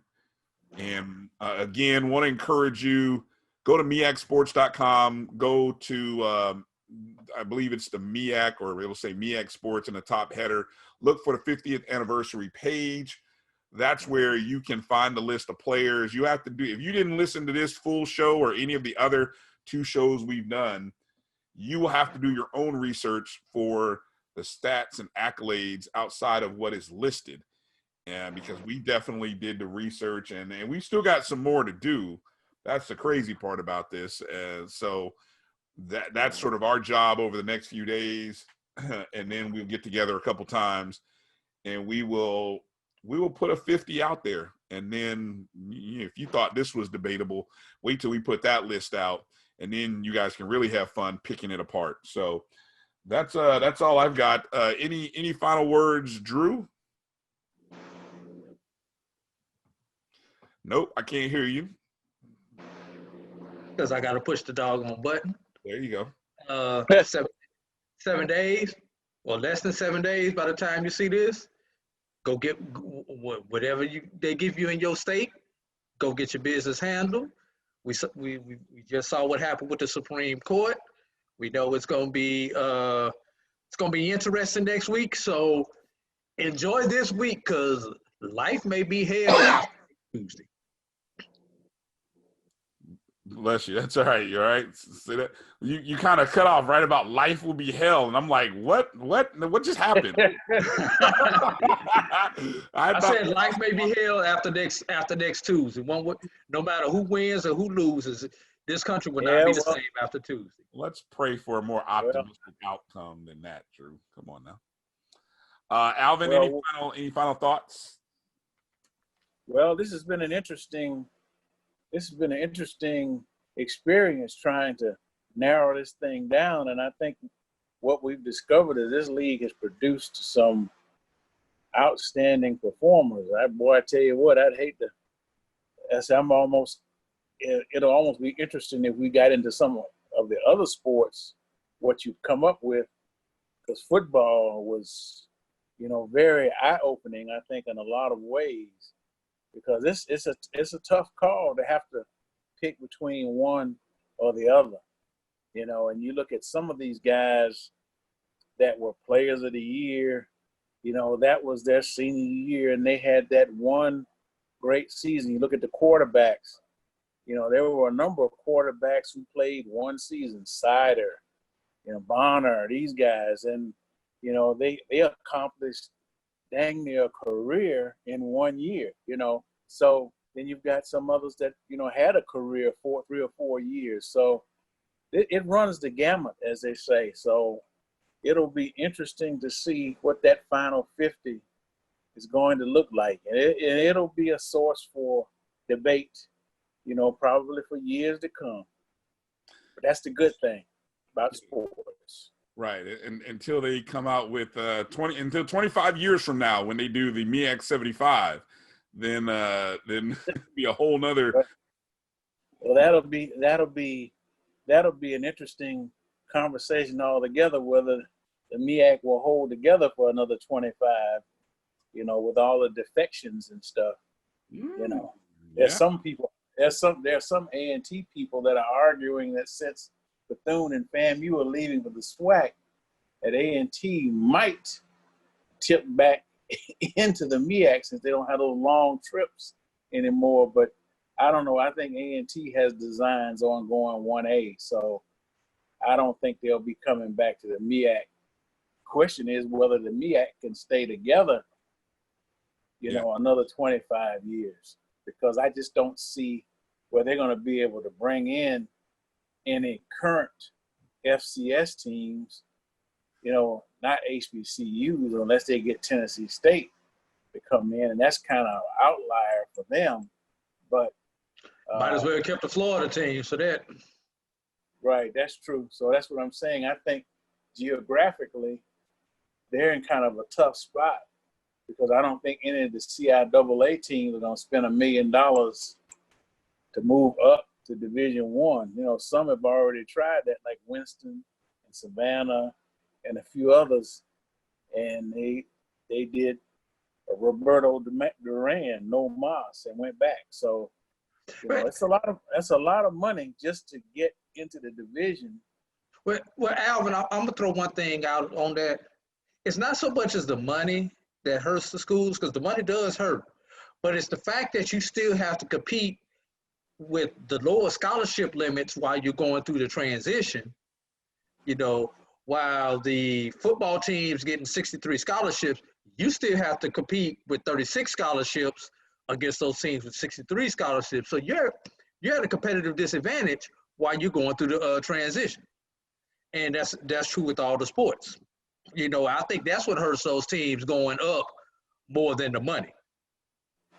Well, the money hurts not just the initial membership fee, so to speak, but it's just being able to sustain those budgets. You're talking about you really need to be at about a $10 to $12 million overall budget as far as athletics, because you're adding sports, you're adding non-revenue sports. You're adding scholarships, you're adding travel.